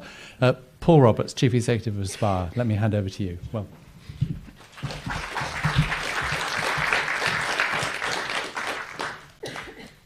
Thank you, Jeremy. You can make me blush with ringing endorsements like that. This is cursed, so I'm just going to ask for somebody to move the slides on my behalf. It's dangerous. We'll be here all morning. Right. Thank you for the invitation. It's really heartening to see so many faces gathered again since we last gathered in May, and to see the momentum and progression with moving forward with adopting the Charter, and hopefully seeing many organisations pledge to help move it forward even further. So thank you, everybody, for that. As said, my name's Paul Roberts. I'm the CEO of Aspire, a local charity and social enterprise, and I'll talk a bit more about our work in a second. I wear a couple of other hats. I'm a director of the Oxfordshire Social Enterprise Partnership, and of Makespace Oxford as well. So a couple of local community interest companies, and we're all at the forefront of trying to realise this more inclusive economy. I'm delighted that we're going to be joined during this short talk by Rachel and Lee from Thames Water as well. Really pleased that they've taken the time and effort to join us today, because it's really helpful when the perspective is articulated from the lens of the employer and how they see a programme, what they need to get out of it, and making sure it works for them. So I'm glad that they could join us, and I'll invite them to come up in a short while. I just want to note before I go on with the presentation that Oxfordshire is a lucky place. We're blessed with lots of really great charities and social enterprises. Some are in this room. You've got the wonderful Royal Workshop. You've got Oxfordshire Youth, Sophia that Richard spoke about just before the break. But we need your collaboration. We really can't do this alone. And there's lots of investment that we put into some wonderful people with great talents, and we need that next step of collaboration. So it's just a plea from me personally as well. Okay, could we move to the next slide, please?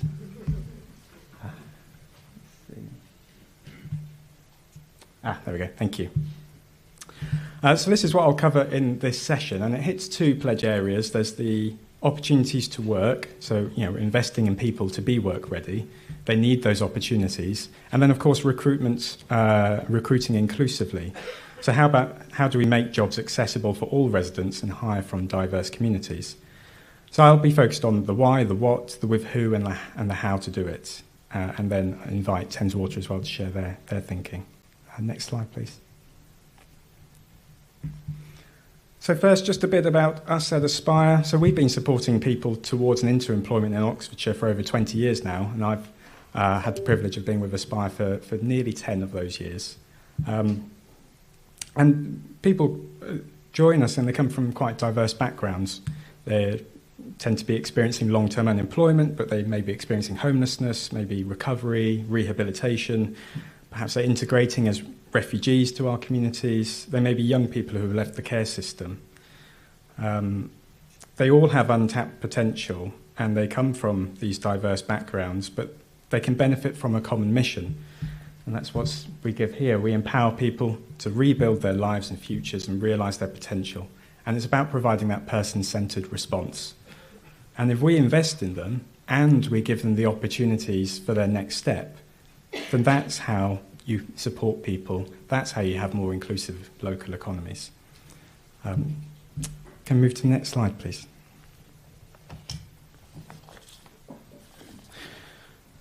So,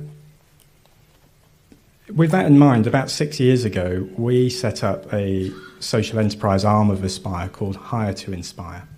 And this was to have a more specific offer and engagement to local employers about, if we're investing in all these people, if all these other charity partners are also investing in people, how do we see more opportunities brokered into the employment opportunities needed? And some of this needs to be sort of situated in the why. And there are a few reasons, of course, and Rosie gave that wonderful presentation earlier about the 20% of those residents in the county who are experiencing unemployment. And there's a number of reasons for that, of course, and this slide's about the bigger trend. So we've talked about this already, so I won't dwell on it very long, but the first image, if you can't tell, that is not a bauble, it's a coronavirus. Of course, the pandemic shone a spotlight on inequality in society, and that triggered fundamental shifts. The next picture there is as the media brands it, is, I guess, linked to around this saying around the Great Resignation and quiet quitting and this exodus of older workers in particular. We saw 600,000 workers disappear from our workforce nationally because of these trends. And then you link, of course, with Brexit and the impact of 750,000 EU nationals returning home. Employers are then left with a difficult recruitment environment. And customers are expecting more, and employees are expecting better. They want better well-being, they want better inclusion, they want more fairness. So the spotlight's on employers like never before. And go on to the next slide, please. Yeah. So another why is the benefits to the business. It's about noting that diverse companies outperform their peers by 36%. I know this statistic is true because my colleague Rosa gave it to me, and she's done all the research.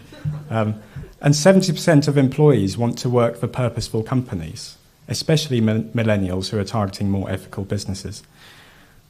So employees are looking to the leadership to make a difference. They want to see the businesses they're employed by to evolve, not to wither, not to see a reduced candidate pool, not to see a reduced market share, not to see reduced profitability. So recruiting inclusively matters for all of those reasons. And that links very much with what Darren spoke of from the Timpson narrative as well. So I guess, pledging to recruit inclusively today will show to your employees and your customers that you care about your community, but you also care about your bottom line. Can we move to the next slide, please? So the third is how it helps your employees, of course, the third why. And there's two groups. You've got your existing employees. You want them to feel more motivated. You want them to be proud of working for you because you're doing good. When we work with John Lewis and Partners in the Westgate, which is the image on the right, to help them set up a work experience program, it was really encouraging that so many of their existing employees were sort of wanting to get involved. They wanted to be a part of that initiative, and they were really proud to say that they were supporting local, in this case it was supporting people from the refugee pathway, to support them into employment opportunities. And then it's also, of course, it's good for your new employees who benefit from you introducing more exceptional pathways.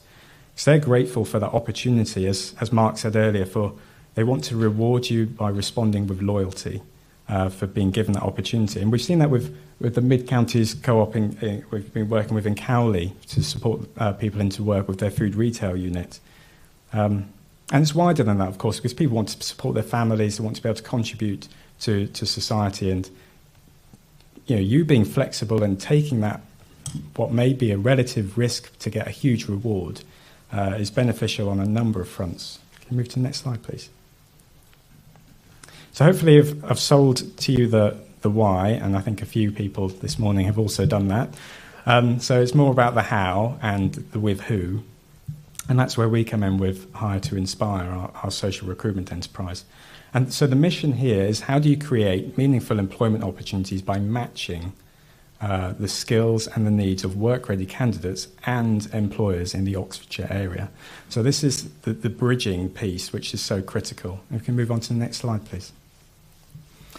And that's what we attempt to do. We try to bridge the two worlds. There's the support to the employers, and that could be about work experience placements, about adaptations to recruitment processes. And my colleague Rosa is a wonderful person to speak to about that. But it's also about support and engagement with community and support agencies out there.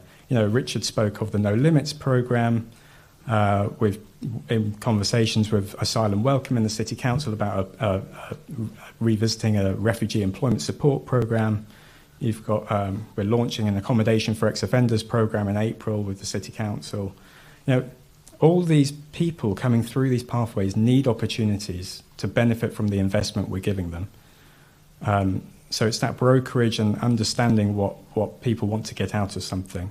So my plea is to help us to help you build these exceptional recruitment pathways to benefit your organisation. And I'll just move to the next slide, please.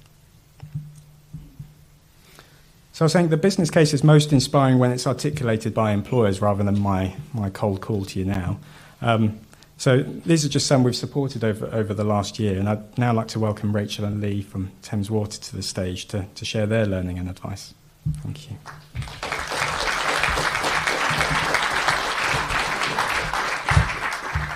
I don't know if there's a bit high for me.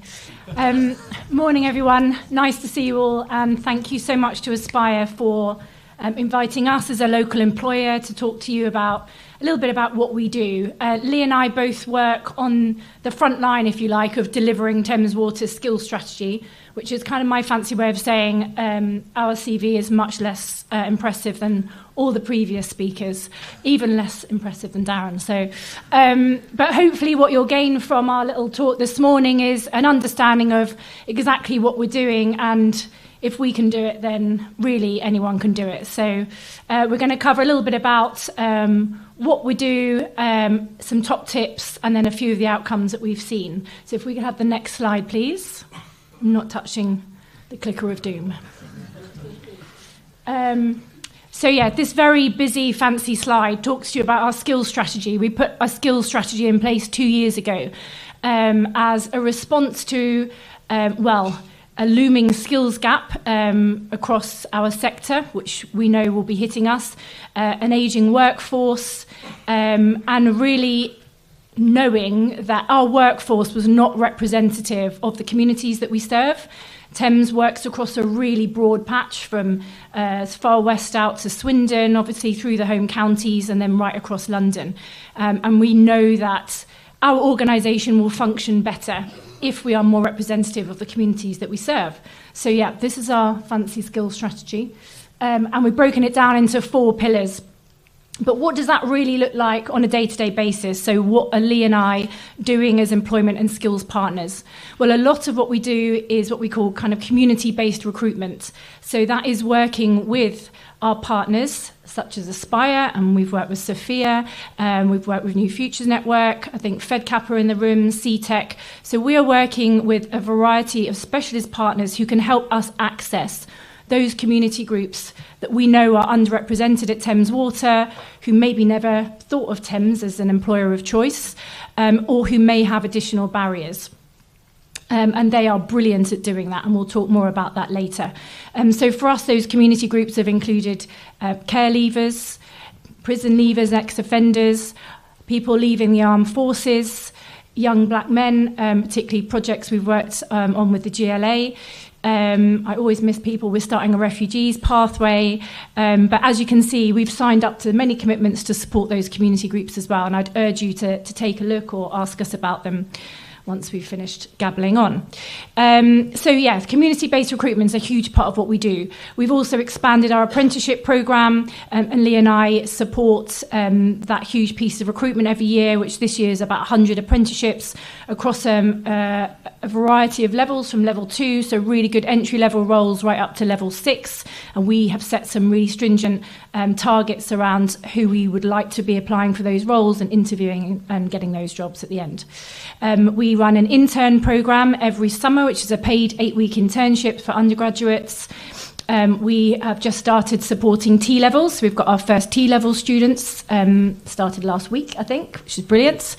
We offer work experience or work insights, and we also run our own free pre-employment training, which has been amazing. It's really made a difference to giving that extra confidence boost to candidates who are new back to the job market, and we can give that little Thames Water overlay, talk to them about the sort of assessments they might be going through, which is something we talked about earlier. And we offer one-to-one wraparound support to all those candidates that come through our team. So that's a little bit about what we do. We've got some other big projects on the horizon. We've worked really closely with Aspire to develop Train the Trainer, inclusive recruitment training, which is brilliant. We've just started rolling that out. So we will be rolling that out right across our organisation. But we've started with the recruitment team for obvious reasons. And we're working closely with Aspire and the team there at Bullingdon to look at a through the gates recruitment process as well. So loads of exciting stuff. But I'm going to hand you over to Lee now, who's going to take you through some top tips. I apologise for the title on the second slide. It was a working one, and we ended up leaving it there. So over to you. Thank you. Can I have 8 clicks, please? Brilliant, thank you.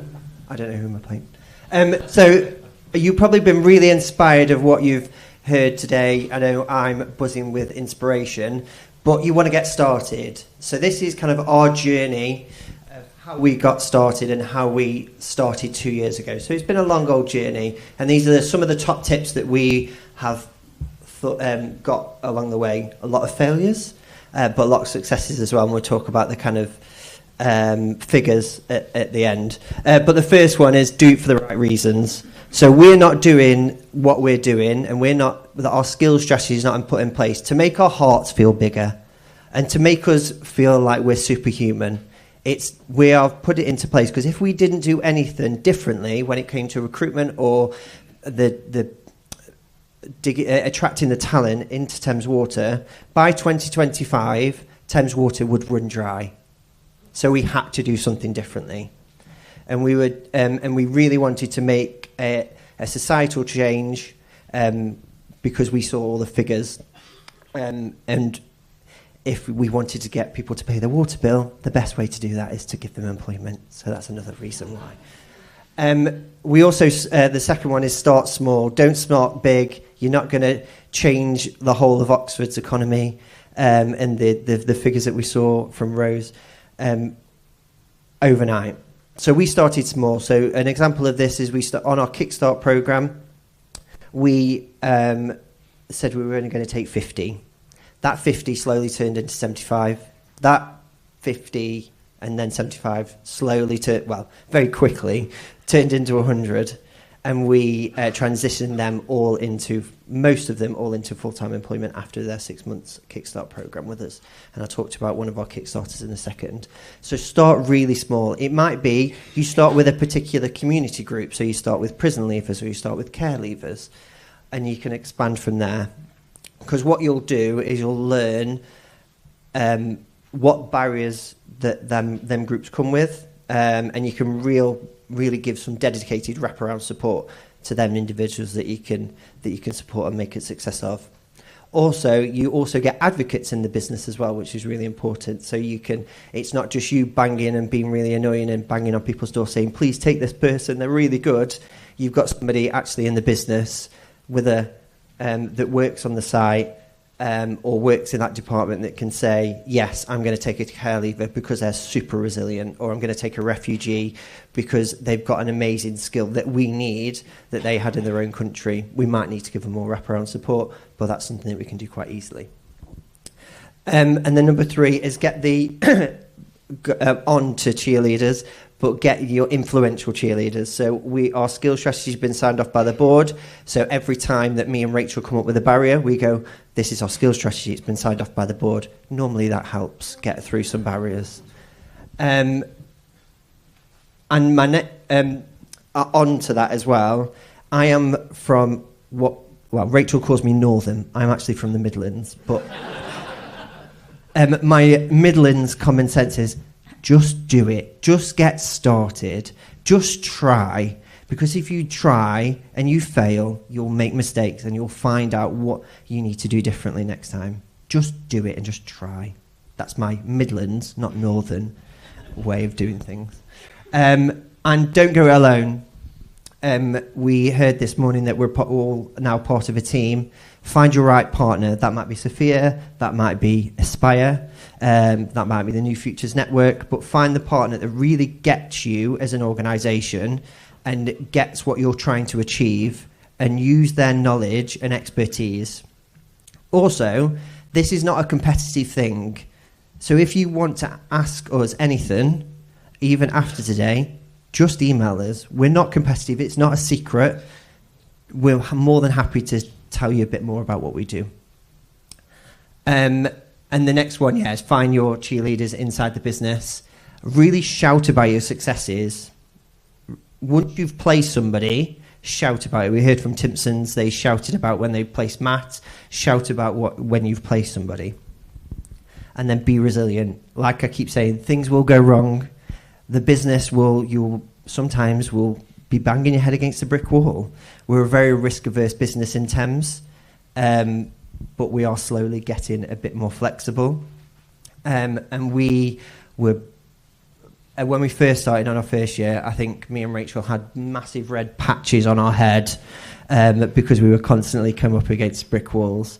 But we actually, once we got through that brick wall, brick by brick, then we found we got some amazing success, which we're going to talk about today. But be resilient. You're doing it for the right reasons, and you know you're going to make a change, not just to Oxford and and society as a whole, but your organisation as well.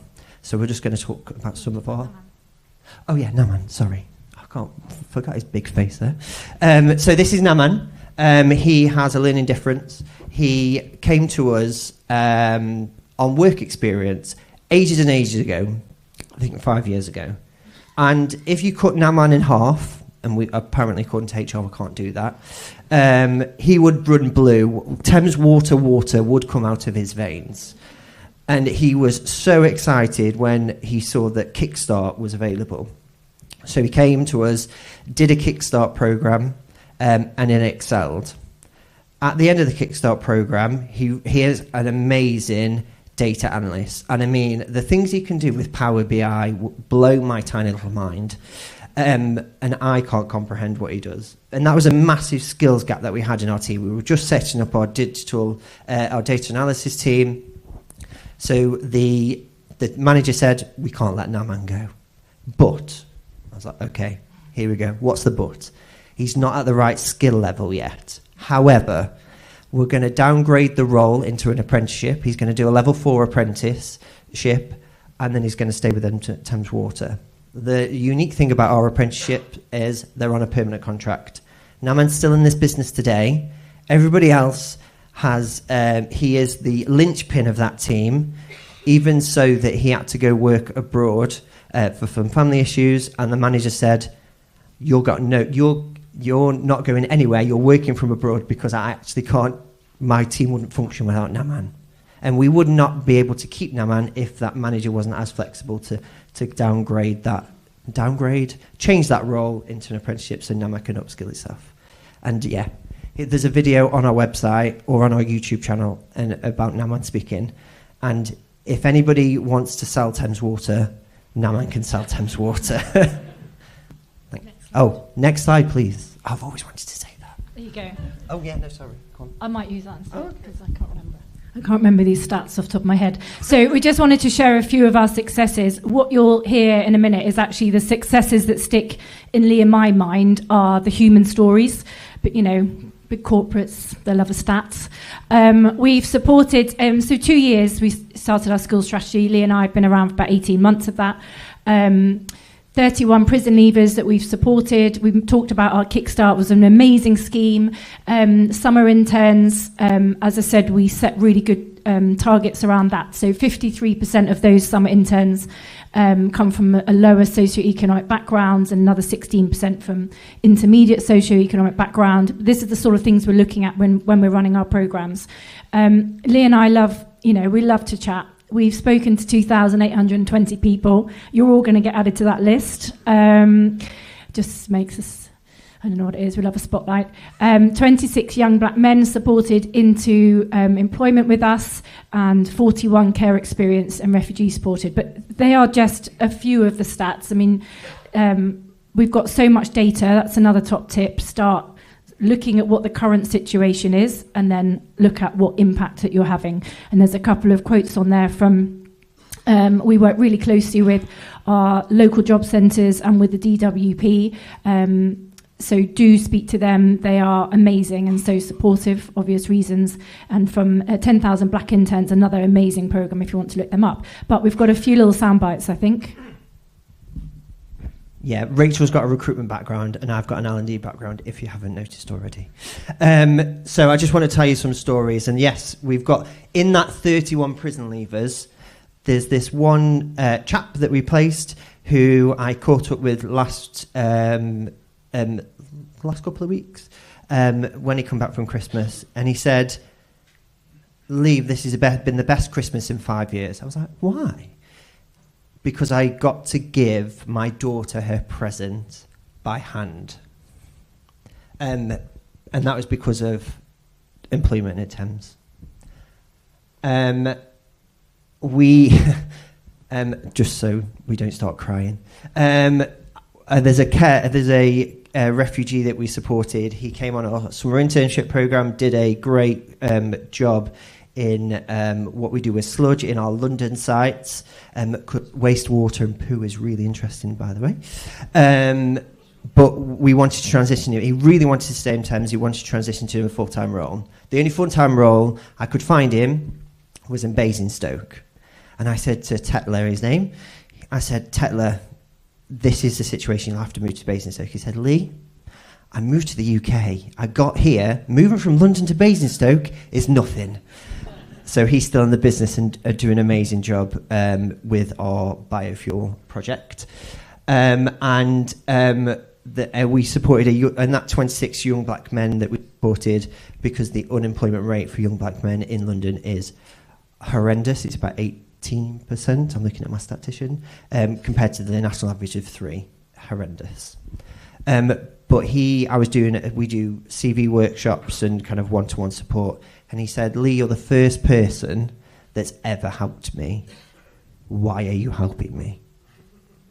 And now he's still in a job. He's in the on our shared apprenticeship scheme, and he's going to be our project manager of the future. So yes, collect all the data that you need to, but just don't forget that these human beings with real lives and employment can unlock so much of everything that you can do. But remember, northernness of it, just get started. Thank you very much.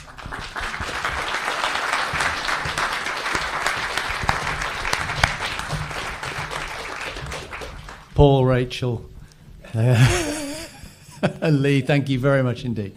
No, it's really inspiring. And to actually see how you've been able to develop it, I hope, is a real encouragement to many others. So let me move to another speaker I'd be equally tempted to describe as a star, and someone who's been very, very much involved in the IOP from the start, and particularly in the educational entertainment area. Bernard's name's already been referred to this morning as chair of Sophia. Bernard has an extensive executive portfolio within Activate, the learning group. Over to you, Bernard.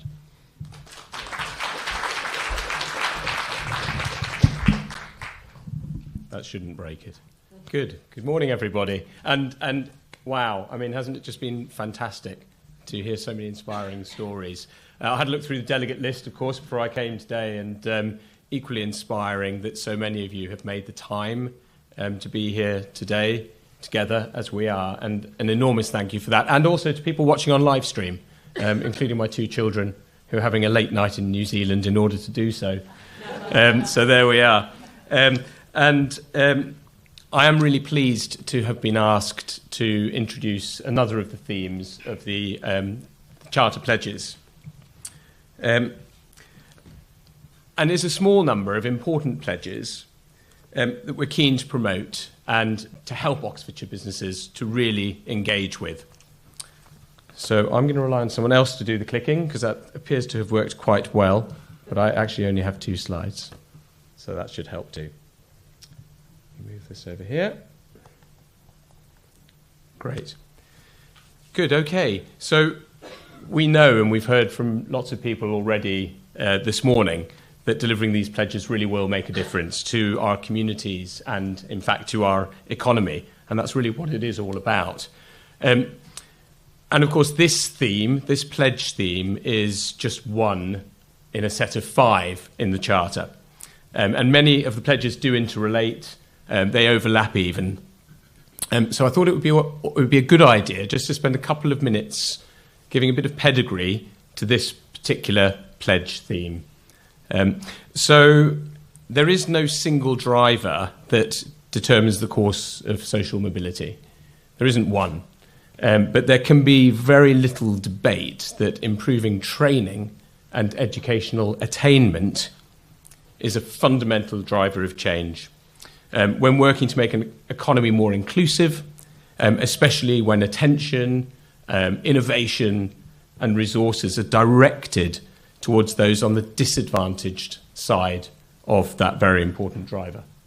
And that's absolutely key. And in its latest State of the Nation policy paper, the Social Mobility Commission focuses on 4 drivers of social mobility. And the first one is conditions of childhood. Now, this looks at the resources that parents have to help their children get ahead. And it isn't just the financial resources that matter here. In particular, parents' educational and their cultural resources are vitally important. The second driver is educational opportunities and quality of schooling. It's been referred to already today, but it's worth noting that the UK has been above OECD averages for the quality of schooling for well over 20 years. And yet, across Oxfordshire, there remain clear and persistent pockets of educational underperformance. And reducing these disparities is really, really important. The third is work opportunities for young people. Again, it's a continuing theme through the different areas of pledging. But to tell the full story about work opportunities, the type of work is actually a really important feature. The type of employment really matters. And increasing training and in-work training can help many more people from disadvantaged backgrounds to move into more managerial and professional roles, thus increasing their own health and their own well-being and income, and contributing then to the levelling up agenda. So I thought we might just dwell for a minute, and I don't know if I'm going to break the tech, but I'm going to risk it.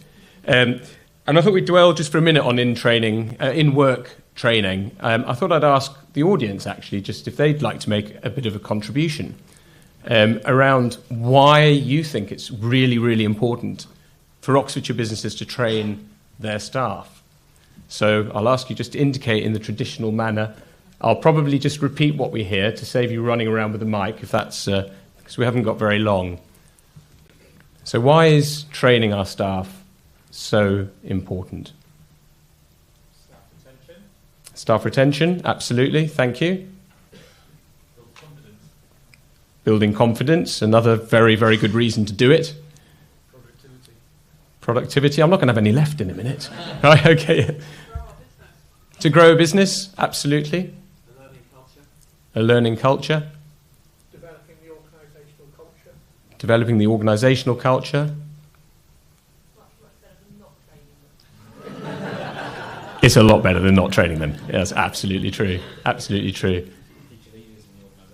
Future leaders as well. And all of these, and there are so many more. I mean, almost everyone in the room's got their hand up, and yet the levels of investment in education and training by businesses in the UK is pretty woeful. I don't have a statistician in the room, but if I did, they'd probably agree with me. You know, so there's an enormous opportunity around in-work training. I think, I mean, yeah, you've done really well. I think the one I would add is from one of my clients at work. They consistently talk about the training that they offer to their people, helping their people to stand an inch taller. You know, and they really mean it, and you can see it. And, you know, that does speak to the culture of the organisation. But it is absolutely a critical part of running a business. And finally, the fourth driver of social mobility is social capital and connections. And really, that's what we're all doing, being in this room here today. And whilst you might think that this driver is less to do with training and educational attainment, in fact, most of the pledges that you're being asked to sign up to through the Oxfordshire Inclusive Economy Partnership Charter do actually lead to people across Oxfordshire making more and new connections and relationships. So it's interesting that all of those four drivers are being contributed to by what is a relatively small number of pledges that you're all here today to look at. When Jeremy and I set about creating the educational attainment working group for OIEP, we reached out across the whole county to a broad range of experts and specialists. And we brought everybody together through a sort of a series of workshops, meetings and conversations in order to develop the work streams that we thought and that we all agreed could have the greatest impact. And the question that we asked ourselves was, how might we improve educational attainment in Oxfordshire so that more 16-year-olds are aspirational and level 3 ready? And for those of you who aren't familiar with the levels, as it were, level 3 is typically A levels, T levels, the education you'd move into at 16 years old. And certainly working in the further education sector, it is, it is actually quite upsetting to see how many 16-year-olds come to college without their English, without their maths, quite a lot of emotional damage around having tried to obtain their English and their maths. And so they then have to have another go at it in a different way through further education. So with our scope set on children up to the age of 16, we identified 9 potential work streams. Somebody earlier referred to, I think it was probably you, Lee, which is just start something. So we identified of those 9, we chose 3 to put our collective weight behind and to start work on. And in fact, not all of these 3 work streams have led to pledges in the Charter. So I'm just going to say a very little bit about them, just so that you're aware of the work that's going on beyond the Charter that you're looking at today. So the first is parental advocacy. This is really important. It's looking at models that empower parents to become more involved in the journeys that their children are going through. Actively listening to more parents and then responding to their issues and their insights. In this stream, the OIEP is working very closely with leaders in the field in Oxfordshire that include organisations you will have heard of, Parent Power, Growing Minds, and some others. And our aim is to help them to grow in what they do so that they can have even more impact than they already do on levelling up Oxfordshire's economy. The second is a mentoring scheme for young people to promote identity and belonging and motivation. And the third is one that you can see represented in the pledges today. It's the development of a framework to extend the voluntary workforce that is supporting learning and improving signposting to wider support for young people. And I'm delighted that Elaine and Jane are here today to tell us more about Arch, and the two pledges from Arch just as soon as I sit down in a minute. Okay, so of course the Charter would not be complete without considering those older than the age of 16 as well. And this is where the Oxfordshire Local Enterprise Partnership and its skills team commit a great deal of their time and their effort and their resources. So the other two pledges within this theme are actually pledges from our OxLEP colleagues, but I have promised to try to do them some justice for you, and Richard's already referred to one of the two, in fact, in his piece earlier on. So the first is a pledge for apprenticeship levy paying employers, which is a bit of a mouthful, to unlock your levy.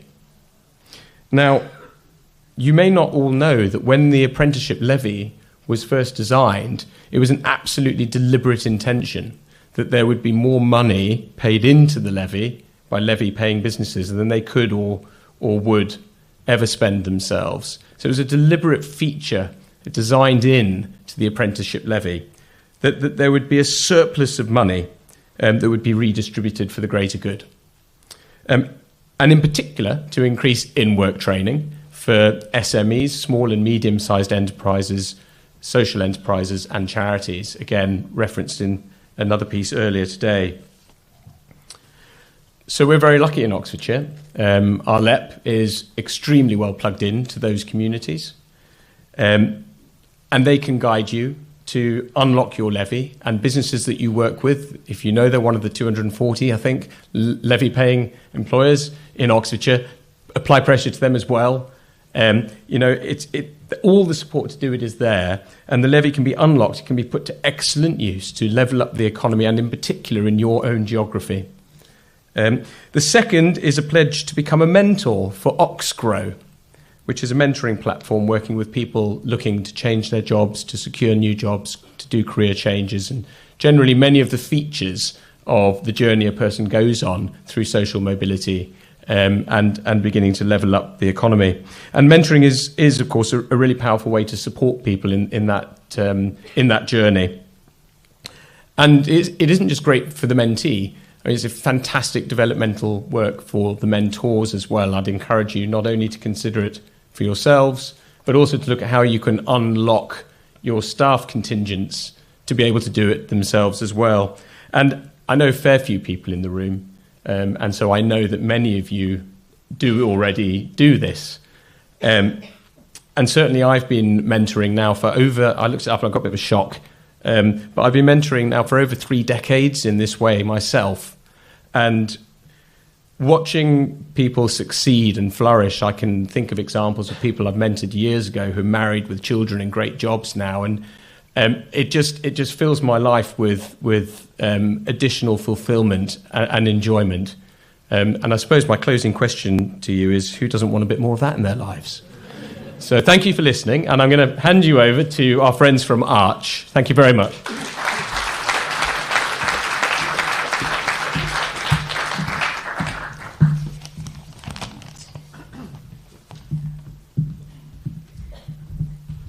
Good afternoon, everybody. It's really nice to be here, and thank you very much for inviting us to talk at this charter launch today. We're really excited to be here, and it's exciting to hear how much power is in the room and how much energy as well. So we're hoping that Arch can be helped in some way from all that support. We are a small Oxfordshire charity, and we were formed in April 2008. Since then, though, we have helped thousands of disadvantaged children in Oxfordshire develop a life-enhancing love of reading, and that's what we're about, enjoyment of reading. We don't teach, we share a love and a passion for reading, and we encourage children to be exposed to lots of different sorts of books through our volunteers. We are in our 15th year, and we're proud to be a well-established award-winning Oxfordshire charity. We've got the Queen's Award for Voluntary Service, which was a great honour. Jane and myself started the charity some 15 years ago, and we're still here, still with the same enthusiasm, I think, that we started with. It's such a wonderful organisation to be a part of. Amazing volunteers we have. We'll talk a little bit about them later as well. What we do, we train and support volunteers from the community and from businesses, and they provide one-to-one personalised reading support to children in primary schools. It's not rocket science. It's a very simple process. We're very clear about the guidelines and how it works, how our volunteers go into school. We cover all the aspects of safeguarding, recruitment. We encourage them to, sort of use the correct materials. We supply the books and games. So it's a very clear process that volunteers are asked to do in the primary schools, but it really does work. We feel that we are ideally placed to play a vital role in levelling up and closing the COVID gap for children in Oxfordshire, and we really need just more Oxfordshire people really to join us. So if we could have we haven't even got the first slide. That was first slide, please. Sorry, it's a magic person. That's me, yeah. Now the second slide, I think. Yes, next slide, please. Okay, so literacy. I think we'd all agree here that that's the key to successful learning, really. Literacy, and some rather frightening facts there, statistics up there. 9 million adults in the UK are illiterate. Previous slide, please. Is that how this works? That's not me. Right. We've heard about prisoners, We are an early intervention service as well within Arch, we think. Get to these people before they become prisoners, before they have these difficulties in life. I don't know why this is really put... Anyway, I'll keep going. Right. So illiteracy is costing the country £37 billion, probably even more now, each year. So that's, a national problem. We are in Oxfordshire, we can do our bit. Even before COVID, this was a problem. We've been going 15 years. Continually, we see around about 1 in 5 children leaving primary school with an inadequate level of reading. We're failing our children. The schools are doing wonderful jobs of teaching the children to read, but something is going wrong. In certain parts of Oxfordshire, that percentage is far higher, up to 60% in areas of disadvantage. So something has to happen. And of course, then 2020, we have COVID. So that has widened that gap, that disadvantage gap for children in our county. So you can see a statistic there. Particularly for the younger children, we're hearing from our schools, the 6 and 7-year-olds of today have had over 2 years of disrupted schooling, reduced social interactions. So not only has reading skills suffered, but social communication skills for our young children. Now that's what our volunteers can help with. We're not just about reading. More and more, we're about the social side as well, communication skills for children and raising aspirations via our volunteers, as Elaine says, who work one-to-one with children, and they work with the same children for a whole year. So they build that wonderful relationship with those children and help them believe in themselves, really. Next slide, please.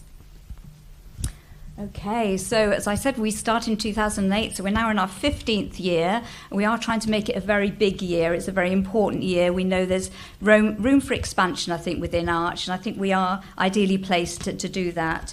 But over the last 15 years, we've actually trained 800 volunteers in the county, and that's individuals going into schools, helping children one-to-one. And via those volunteers, we've helped about 10,000 children, and that's individual help, that's one-to-one help. So those children will probably remember these volunteers who had a great impact in their life, who gave them that feeling of self-esteem and made them feel good about themselves, as well as encouraging their reading and sharing some lovely books and games, which is what our volunteers do so well. They build the children up to make them feel important people, and hopefully they all can remember their Arch volunteer. That's really important. And we've been in about 120 schools over the years. We still are in about 120 at the moment, primary schools. There's still a lot of schools in the county that we're not in. We haven't got enough volunteers to offer those schools, but we'd like to have more. We'd like to be able to offer an Arch volunteer to every school in Oxfordshire who needs that, and we believe all schools do. The other results up there are the results from our survey that we do. We ask schools to say the results of how they feel an Arch volunteer has done with those particular children. So a summary here of what the teachers were asked to rate the improvements seen in children receiving the Arch support over the year. And the highlights are 98% of teachers reported improvements in children's confidence and their attitude to reading. 96% noticed increased self-esteem and self-confidence, and that's really important, that the children do feel that they are, it's possible for them to achieve, that they will be readers, that they will be important people, and that's what our volunteers really bring out in the children.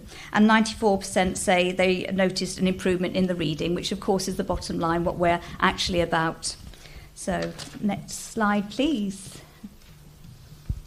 So we know that Arch works. We know that it has an incredible impact on the children that we support. But what is our problem? We don't have enough volunteers.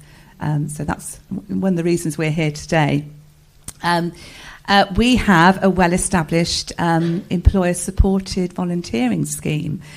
We've been running this scheme for, as long as Arch has been going, so 15 years. So we feel we're a bit ahead of the game on this, really. You can see there are lots of benefits. I won't go through them all because I think they've been touched on this morning anyway. But lots of benefits to everyone involved, really. To the employers, there's a whole list there.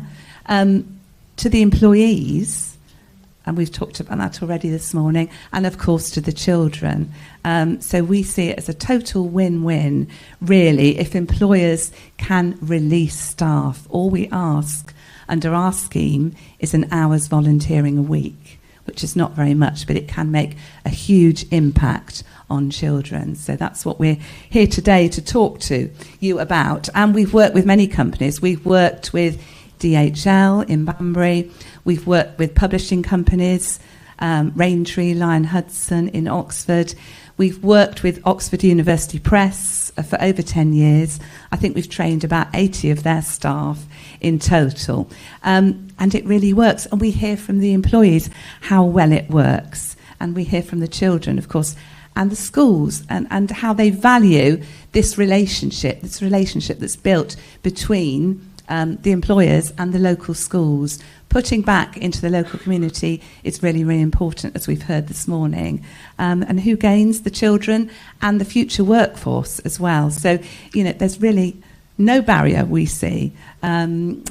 We'd love you to talk to all of you about releasing some of your staff. As Elaine says, we cover all the training, the vetting, and ongoing support, and feedback to employers as well, which is also very important because we realise it's a big give to give your staff to volunteer, but the benefits are huge.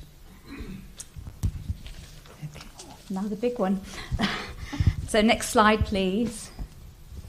Now, we are a charity, so we're very used to asking. And we were asked to put some pledges, some ideas of what would make a difference, how we could make a difference. And we really believe that if companies can allow their staff to be released for an hour a week, we can make a difference. Those company staff members can go into a local school where they work, or if they're hybrid working, maybe where they live, they can go in for an hour a week and helping children with their reading. We will do everything else that's needed within the company. You just need to allow your staff to go out for that hour a week, and that's all we ask. So if each company allowed 10 staff to be released, we'd support 20 children with those 10 staff members. It really would make a difference. So apart from obviously funding, it's people that are really, really important to us. The other pledges up there obviously are funding, and sometimes it's easier just to give money, and that's obviously valuable, and we can put it to really good use as well. So there's some of the pledges up there. But all we say is thank you for listening to us, and please do come and talk to us. Find out if we can actually work with your company and train some of your employees to be company volunteers. It would be such a worthwhile thing to do. Thank you all very much. Thank you.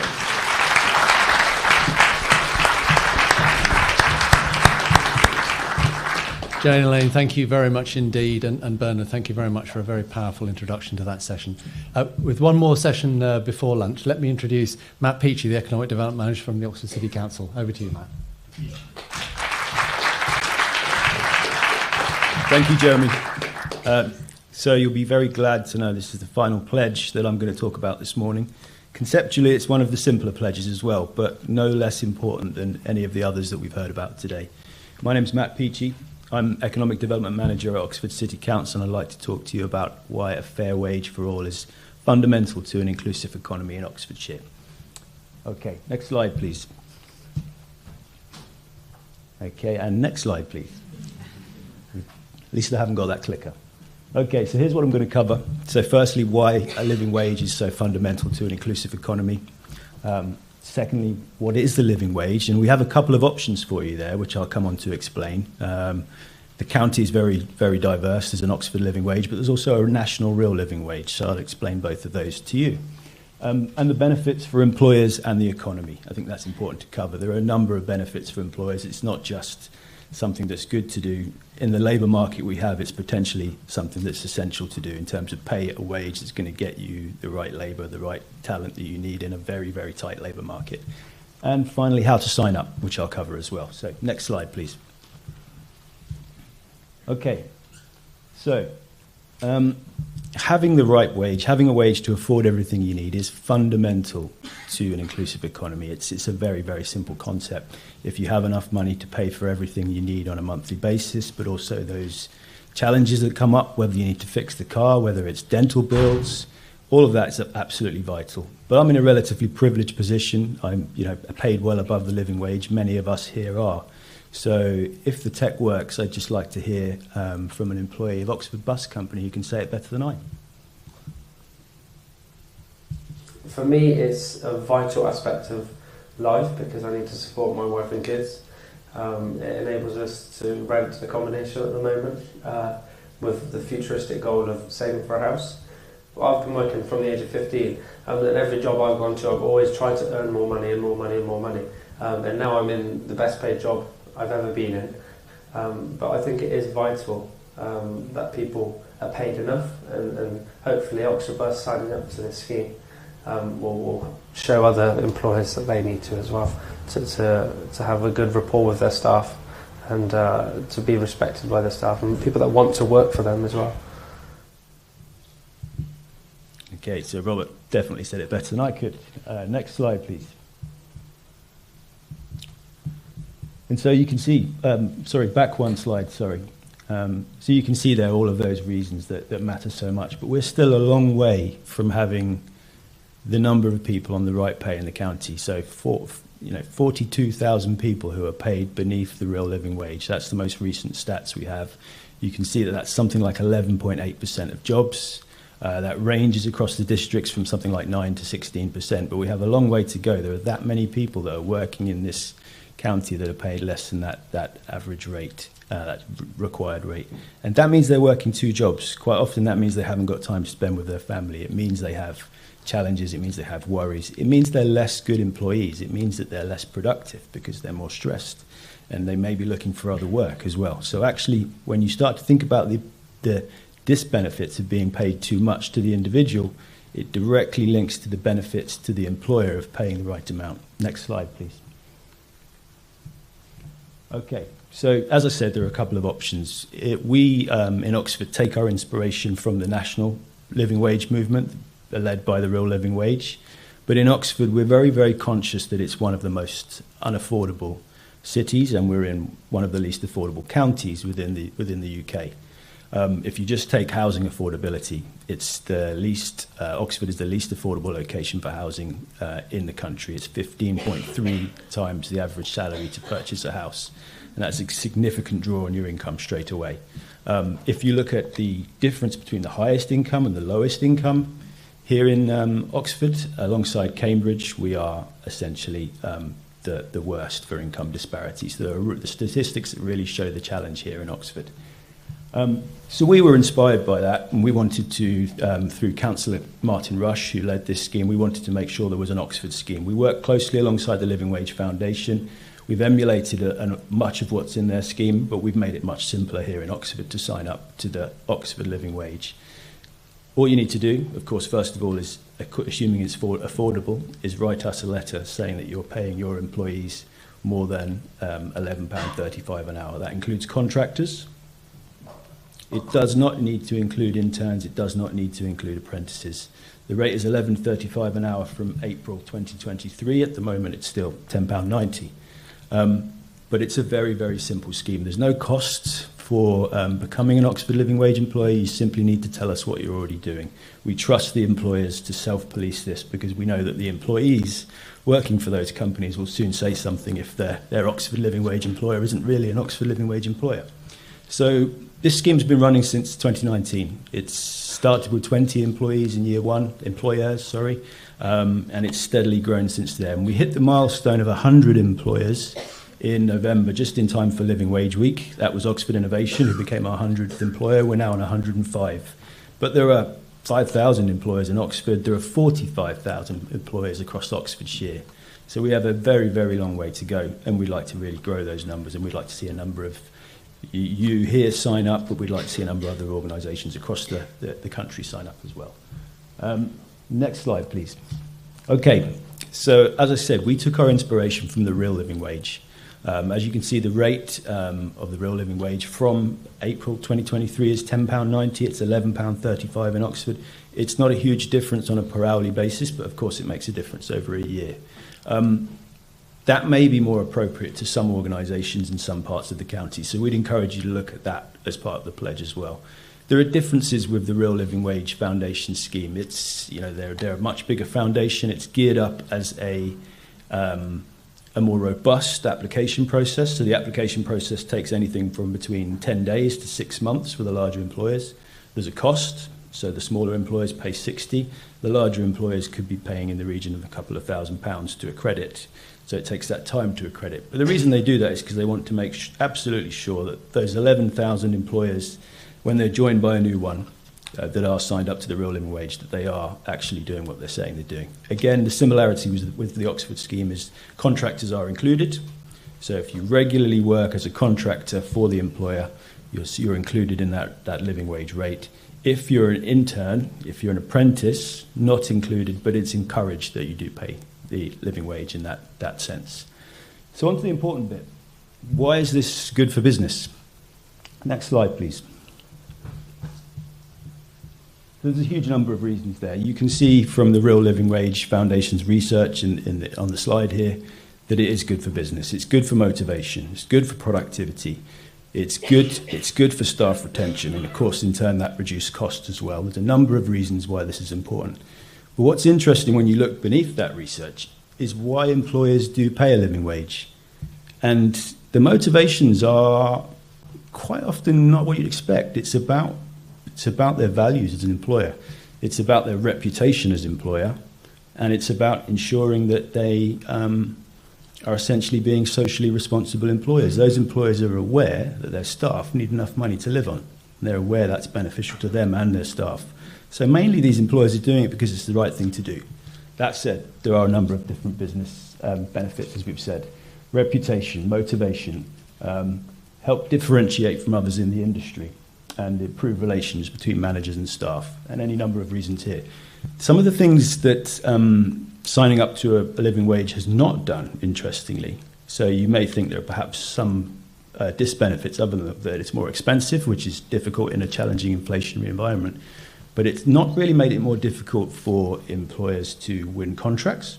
So 87% said that it didn't make it any more difficult for them to win contracts despite increased costs that were put into that area. And in terms of hiring supervisory roles or managerial roles, again, that makes very little difference, just 81%.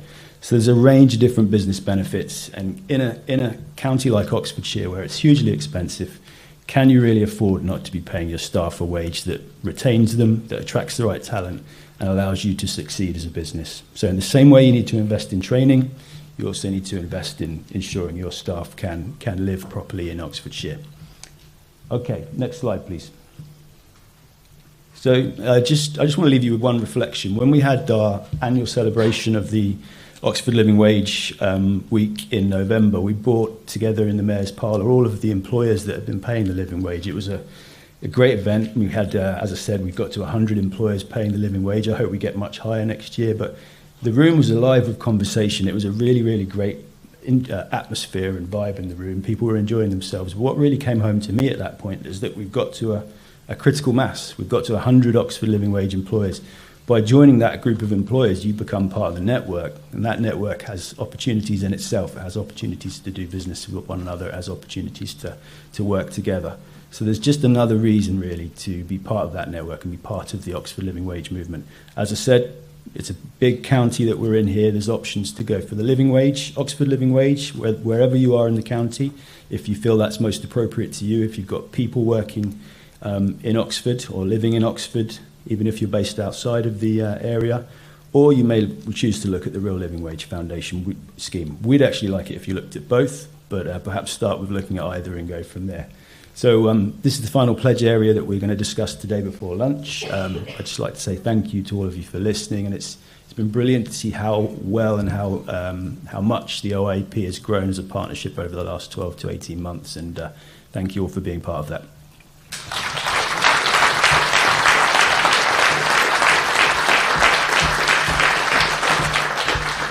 Thank you to all our speakers, and you'll be delighted to know we're now about to have lunch.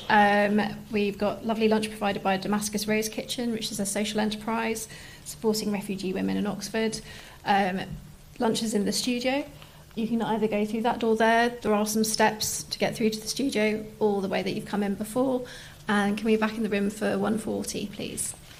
Thank you.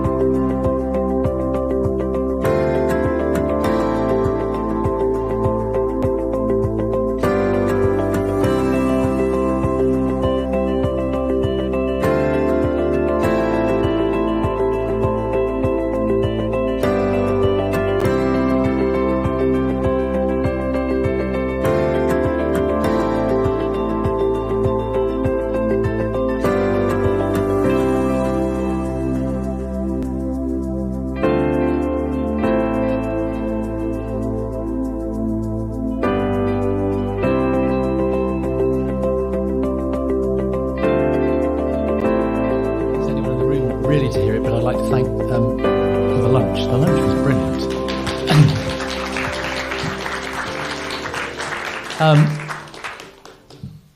I've been sitting here and therefore not seen some of those comments, but some of you have seen. And again, if someone is watching still online, live stream, and although you may be anonymous, thank you very much for the positive comments. And we are going to take feedback after today's event. So whether you're in the room or are listening live or indeed afterwards, please do feedback how you think we can take this message forward. So next speaker, I think if there was someone who I could say lives and breathes what we're all about, it would be someone like Grant Hayward. Grant, over to you. Thanks very much, Jeremy. In fact, you've just stolen my first line, which not exactly the same, but it's welcome to my world. This is the world I live in, and I'll tell you a little bit more about that in a minute. I was also going to mention the lunch, and we'll come back to that because it's absolutely fantastic. So good afternoon. My name's Grant Hayward. I'm here on behalf of OSEP, and the Vice-Chancellor was of the university was good enough to talk about OSEP earlier on, and just to remind you, it was initially a coming together of both universities that recognised the support it was giving to social enterprise within the universities, but wanted to push that into the wider community. And as you'll get no prizes for guessing, as you'll see for those of you that haven't heard me, I'm not an academic, but I am someone that's been in that space for quite some time. I wasn't going to mention this, actually. I didn't make note of it, but just listening to these speakers this morning, I just really wanted to share with you, and this comes back to the welcome to my world. I had 30 odd years in mainstream business before we relocated to Oxfordshire in 2008. And we sold our business to a competitor. Competitor's head office was here. I went on a senior leadership development program, and the program really got us asking probing questions of ourselves, but actually took us out to places like those that we've been hearing about today. And I was absolutely staggered as someone that's not from Oxfordshire, hearing all of those things about it, to think how on earth could a place like this still be suffering with these challenges. And I think just as importantly, I really was inspired by the work that was being done. And I started to think to myself, if I've got any experience, I was actually approaching 50 as well, kids weren't kids anymore. And I started to think if I've got any business experience or expertise, I should be using it in a different way. So I took a significant change of direction, worked in the voluntary sector, started to understand these challenges, and importantly, started to see ways in which businesses could have a positive impact on that. And the terms being used today, corporate social responsibility, it's a very important word. I don't like it myself because I think it's misunderstood. I think it's underutilised. But I saw something and I couldn't quite work out what it was. I set a business up and I carried on in the voluntary sector. Actually, interestingly, hello, Jane and Elaine. So Jane and Elaine, actually, it must be just after you launched. So 2009, I was working in the voluntary sector and helped to set up the Robin Network that some of you will know, and I still volunteer to help run it now, bringing organisations together across sectors. But I was grappling with what this might be and how I could help businesses to become better and to really, not superficial CSR, very important as the sort of tokenistic stuff can be. And then I came across the B Corp movement and I trained with the B Corp. If you want to know more about it, you can talk to me afterwards. But B Corps are private sector businesses that absolutely embed this stuff right the way across everything they do. So since that time, for the last 10 years or so, I've been in this space working, helping businesses to have more positive impact, supporting social enterprise through OSEP. Very proud of the work that we've done there as well. I also Nigel's gone now, but I was going to give a shout out to the LEP as well, because back then someone had the foresight to recognise the value of social enterprise, and we've been delivering programs ever since, more recently just coming to the end of a 4-year program to support people that want to have more positive impact. Anyway, that's a bit I wasn't going to tell you. There's only a few more minutes to go. So OSEP is there to support social enterprise, social entrepreneurs and mainstream businesses to have a more positive impact on society and the environment. OSEP also has been working to position itself to collaborate across sectors. Public sector's got less money than it had before, still got these challenges. Businesses want to do more, and as Jeremy said before, not necessarily sure how to do it. And OSEP's been in that space, and I'm very proud to be supporting them doing this work. So here I'm speaking to you as OSEP is on the steering group and all of the working groups. It also has a role to help the working groups communicate together. But I'm here really leading on social value through procurement. And again, Jeremy gave a shout out this morning to some of the people that are doing some grand work behind the scenes. And I just really wanted to point out Simon Grove White, who's done some fantastic work with this working group.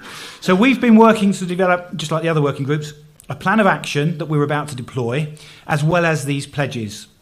So the Charter includes a number of pledges that enable businesses and other organisations to use their buying power for positive impact. Now, I'm going to be brave. I'm sure they've set me up. They're smiling because they've set me up. I've said to them I'm going to be brave. Let's see if it works. So, first thing, so it basically businesses and other organisations using their buying power to have positive impact. So, first of all, why should we? What are the benefits? Now, again, you've heard it from others before, so it's probably not worth me mentioning it, but certainly in detail. But being creative and innovative in procurement can be great for a business, as well as a business or any organisation, as well as the local economy and local society and community. And as others have referred to, increasingly we all want to buy or supportively use the services of public sector organisations, the likes of Thames Water and so on, who are having a positive impact. We want to work for organisations like that. Increasingly, investors want to invest in businesses that are not just giving them a return on their money, but also they know that the money is having a positive impact. More organisations as well are getting more choosy about who they supply to as well. So why wouldn't you introduce practices that can ultimately make the local economy, society, environment, communities, as well as your organisation stronger? So what do we mean by supporting the local economy, local and social economy? Much of the momentum for the work that we're doing has come out of the Social Value Act, and as some of you know, it became law almost exactly 10 years ago. I got quite excited when this came around. What it does is obligates anyone spending public money to consider social value that can be added through those contracts over and above whatever the service is being delivered. But increasingly, it's moved across sectors, and more businesses are actually mirroring the sort of activities. It's now gained significant traction and, as I say, being adopted across all sectors. Here in Oxfordshire, the County Council and City Council have policies now that embed these principles, as do a number of local businesses.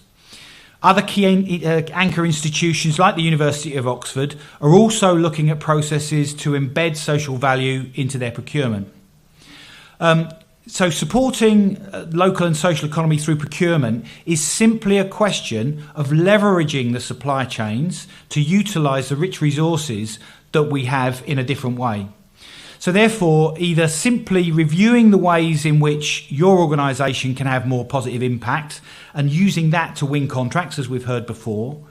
Where it really becomes powerful, though, is asking questions through the supply chains, actually questions of your suppliers, about what they're doing, and encouraging them to include all the principles that we're talking about here when they're providing services. So, I'm not going to go into detail here, but what I thought I'd just quickly show you was that give you an idea of the sorts of things that we're actually talking about. Now, this framework was created and developed by Social Value Portal, all available online.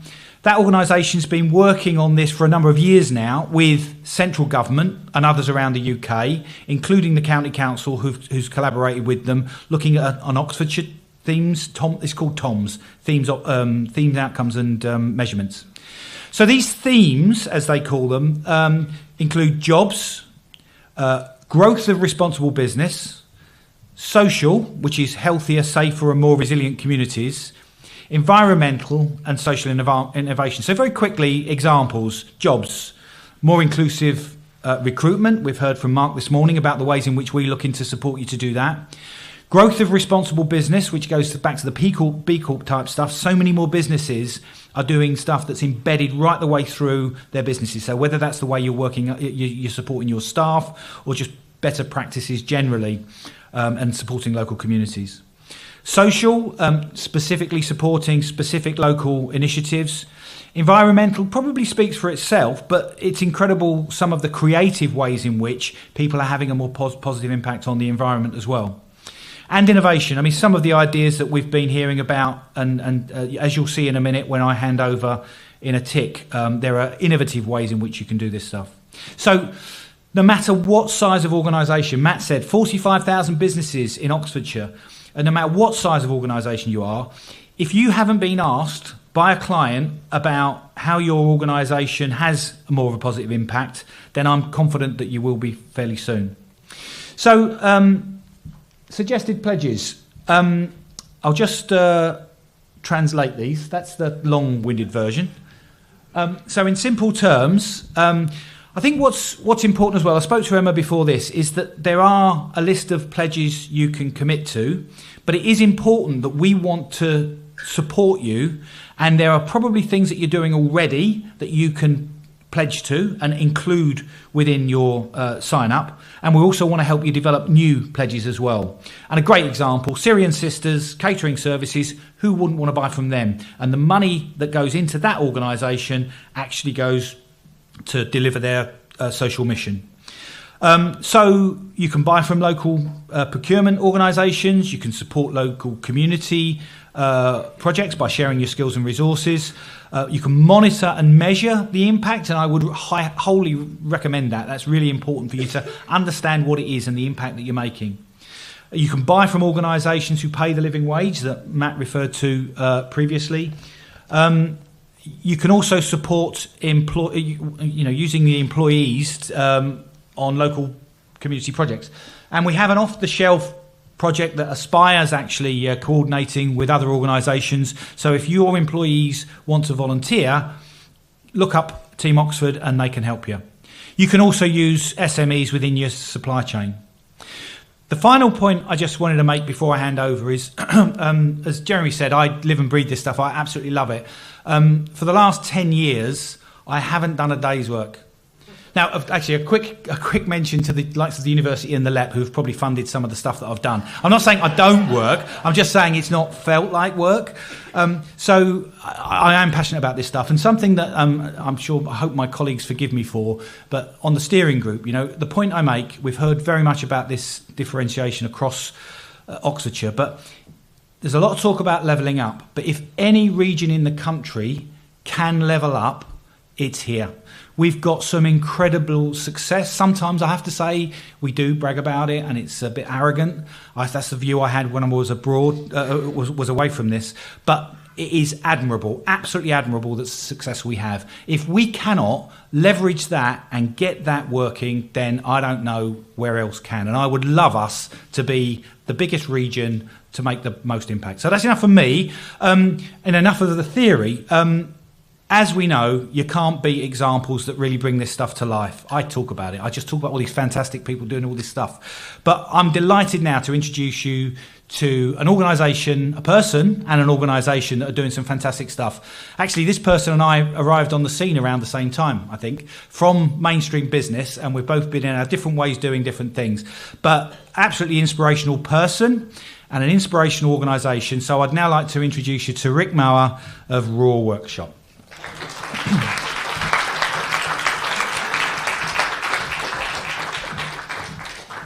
Did we really arrive at the same time on the scene? I've been working all that time.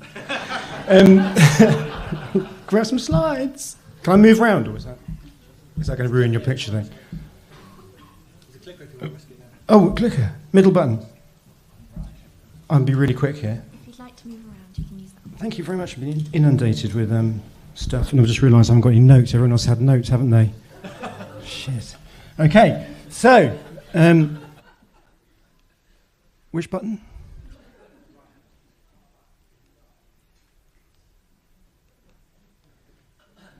This is the essence of Raw. So my background's commercial.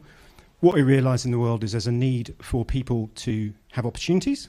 I had lots of opportunities when I was a kid. Things went wrong for me. Because I had opportunities, I'd get better much more quickly. What I realised really fast is people who've been through tough stuff, mental health, addiction, criminality, all that stuff, you come through that, you've got superpowers. You're not disadvantaged. You're not less than. because the school system didn't let you down. You have got something in you that makes you very, very special. And what Raw does, I hope, and has done to date, is turn that into a faith and a belief and a sense of tribe and a sense of belonging, which is the other thing we all miss, is belonging.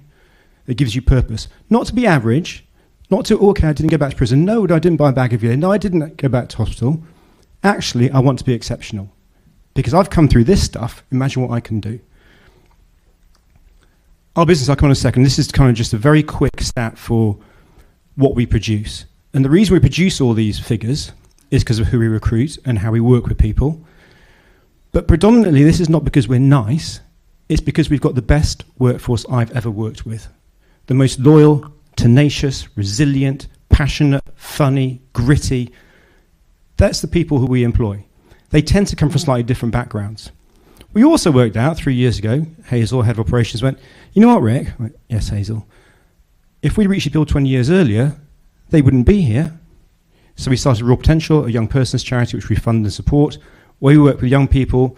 We support people like Katie and her colleagues in the police who might be on their radar, or kids getting excluded from school, or kids in camps, mental health. And we get them earlier, before they start going down those paths. So that's kind of the result of our business. But most importantly, we set out to compete with other people on the basis of being better than, at the right price, made in the UK, sustainable, all that stuff that every procurement person wants. That's what we do. This is added value. So we do furniture, basically, for indoor and outdoor. We do residential furniture, but increasingly we're working for big corporates. So some of the pictures there are Gale's Bakery. We've done 20 stores so far in the UK. And we offer a service that is good, it's better, it's all sustainable, all those sort of things. But also, when someone's drinking coffee in Gale's and going, should I go to Gale's, Costa or Starbucks? Don't Gale's do something different? Yeah. Through their furniture, they help people get jobs and training and belief and family and a sense of pride. We help them have jobs that help them see their kids again. All that sort of stuff. So yes, there is an advantage to them, and we're very open about that. If we can compete with the competition out there, which we've done from zero in the last 5 years, we go along with a product that's as good, if not better, and say ours also does this. That's how we win business, and the more business we win, the more people we employ, the more money we have to help kids not reach that point. We also do a lot of outdoor furniture. Some of you might have seen Broad Street, the latest iteration of Broad Street, where we are so proud. That's Christopher Wren. That's Hazel Osborne. But it's true, isn't it? I mean, what a great city, as Grant was saying. What a city to be doing this stuff. And if we can't do it here, for goodness sake, let's set the path, set the agenda.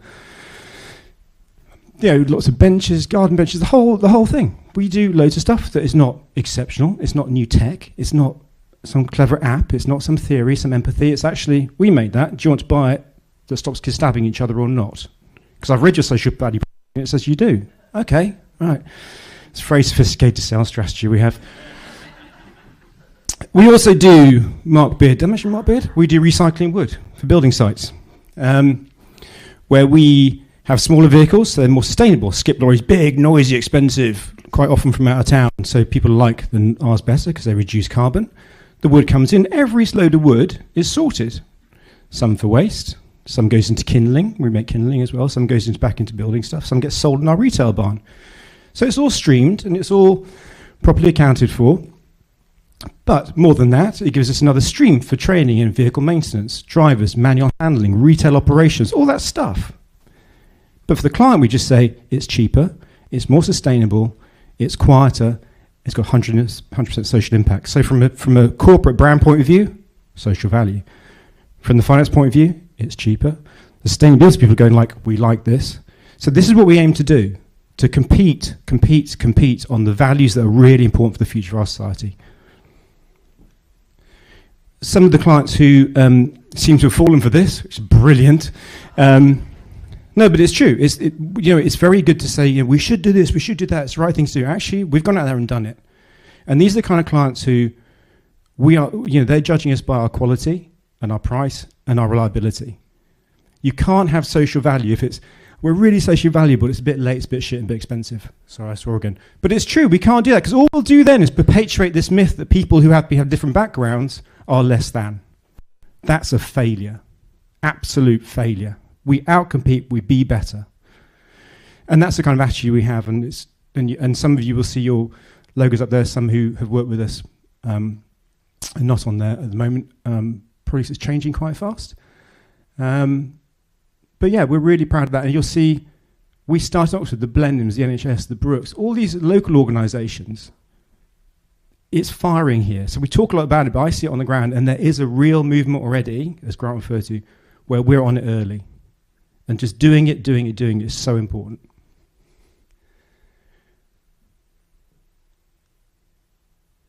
And I think that is one of the boards up in our office.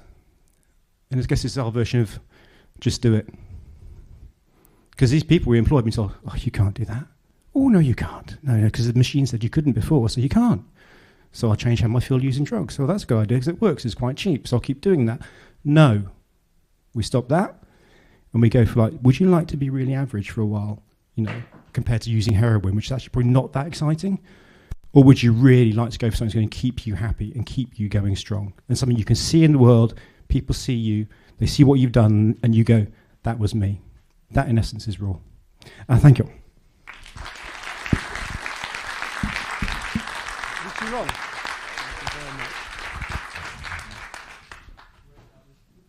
Brilliant. Grant, thank you very much indeed. So look. You might need this. It's the right-hand button. Thank you. Thank you.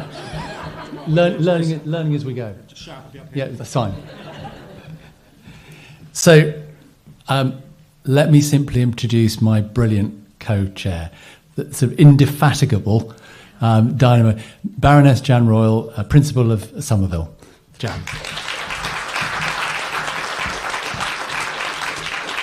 I just love the positivity that you bring, Rick. It's just brilliant. And you're right. Everything that we do with social value, we have to demonstrate its value in every single way. I note that on the people that you work with, I don't think you had Oxford University. Well, no, but she was here earlier. She didn't leave, but... No, I know she was here earlier, but don't worry. We're on the case. Oh, I did notice. So I've just got a few words to conclude here, but I just say I'm so delighted and so very, very, very proud to be here, to be co-chair together with Jeremy of this great partnership. I mean, it's we've been working at this for quite a long time, and it started.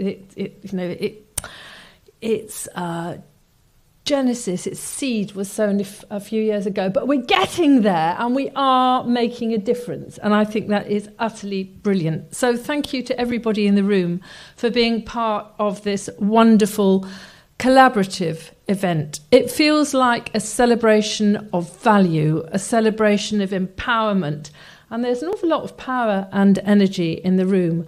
We're all determined to make a difference to our people, to our businesses, to our society. And as has been said, if we can't do it in Oxfordshire, I don't think it can be done anywhere. I think there's been a real understanding as well about inclusivity. The fact that an inclusive economy is not a nice to have because we've got social conscience. It's fundamental to the well-being of our society and our economy.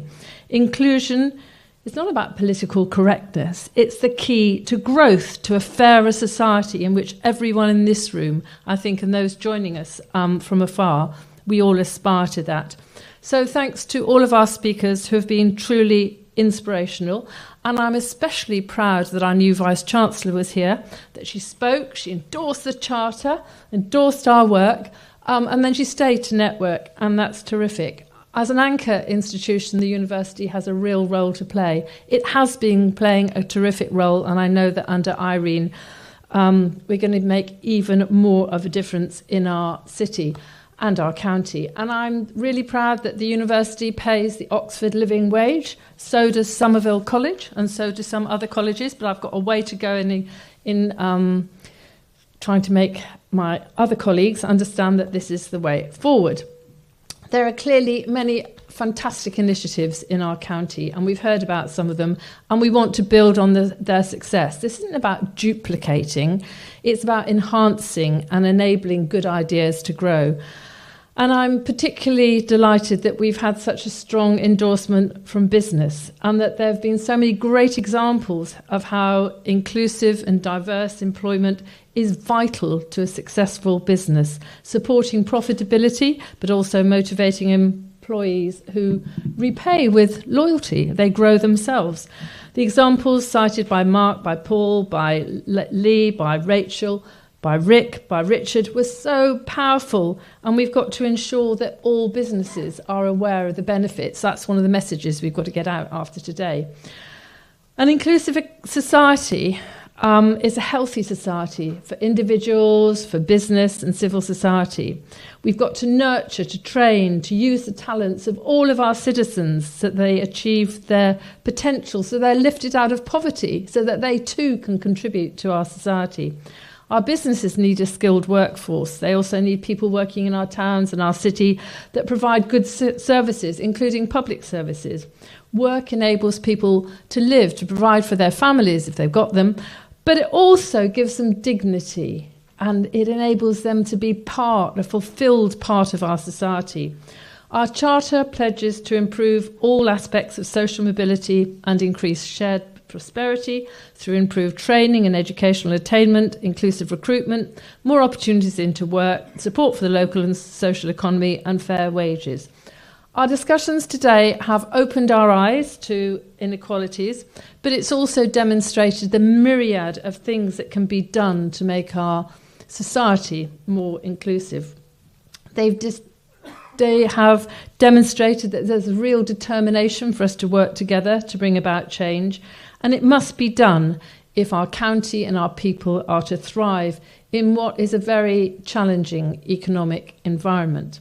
Social justice and economic progress go hand in hand, and the Charter is not just a string of well-meaning words, it's a means of demonstrating commitment to an inclusive economy with tangible pledges on what can be held to account. To paraphrase FDR, we're trying to construct a more inclusive economy. We're determined that no one is left out. Today has been about raising awareness, sharing expertise, ideas, best practice, but it's also been a great opportunity to network. We haven't had time to address all of the pledges today, but we'd be happy to do so in bilateral meetings, or we can organise wider meetings on any of the issues. Our next steps are to keep raising awareness about the Charter and of the so many actions that need to be taken. But also, Jeremy and I have got another task. We're going to convene a small group to discuss raising money, because some of the actions that we want to take, for example, in supporting Arch, which we heard about earlier, will require money. And it's our responsibility, Jeremy, to raise it. We learnt about Arch and the benefits to schools, to the volunteers, and more important, to the children whose reading improves their social and communication skills, their self-confidence and self-esteem. These children are our future. They live in our county, and we've got to do what we can to improve their future so that they can provide for us in future. So, we've got some self-preservation here. So I hope that all of us will go back to our various organisations, our businesses, and say, Arch is a great thing to do. We need volunteers, and please step forward. That's what we'll do. But there are many other things that we want to do through the OIP. In his opening remarks today, Jeremy said that the OIP is about what we can, should, and will do to make a difference to our community. As he and Mark Beard said, not all the pledges in the Charter are right for all organisations, and that's fine. But please sign whatever is appropriate for your organisation, and then in due course you might want to sign more of the pledges. But most importantly, please encourage others in your network to sign up to the Charter. As I said, we're happy to meet with anybody and to mix and match individuals. So if your organisation is thinking, well, I'd quite like to make that pledge, but I'm not quite sure how to achieve those aspirations, we can put you in touch with an organisation that's already done it. And, you can take the requisite steps. This is all about collaboration, and yes, it's about partnership. No man is an island, and no organisation has to work in isolation. Quite the contrary. We learn from each other, and we gain mutual support as we strive to make our society more inclusive with all the benefits that accrue. So my thanks to everybody for being here today, to the speakers, to everybody who's done the organisation, the planning, and made it all happen. I won't remember everybody's names, but I will remember Emma's name, because Emma joined us a couple of months ago as our manager of the partnership. And Paul Clayton before was doing about 10 jobs and was doing a brilliant job, but Emma can now focus. And Emma, today would not have happened without you. So many, many thanks. We've heard about great successes today. We want to build on that success, and we will. We'll be in contact with you very soon. But in the meantime, please spread the word about the Charter. Get people to sign it, because if we build this sort of movement of businesses, organisations in the county that want to make a difference, we will make a difference, and that will make a real, tangible difference to the lives of the people in our county, not to mention the businesses. We want everybody to thrive. Thanks for being here. Hope to see you soon.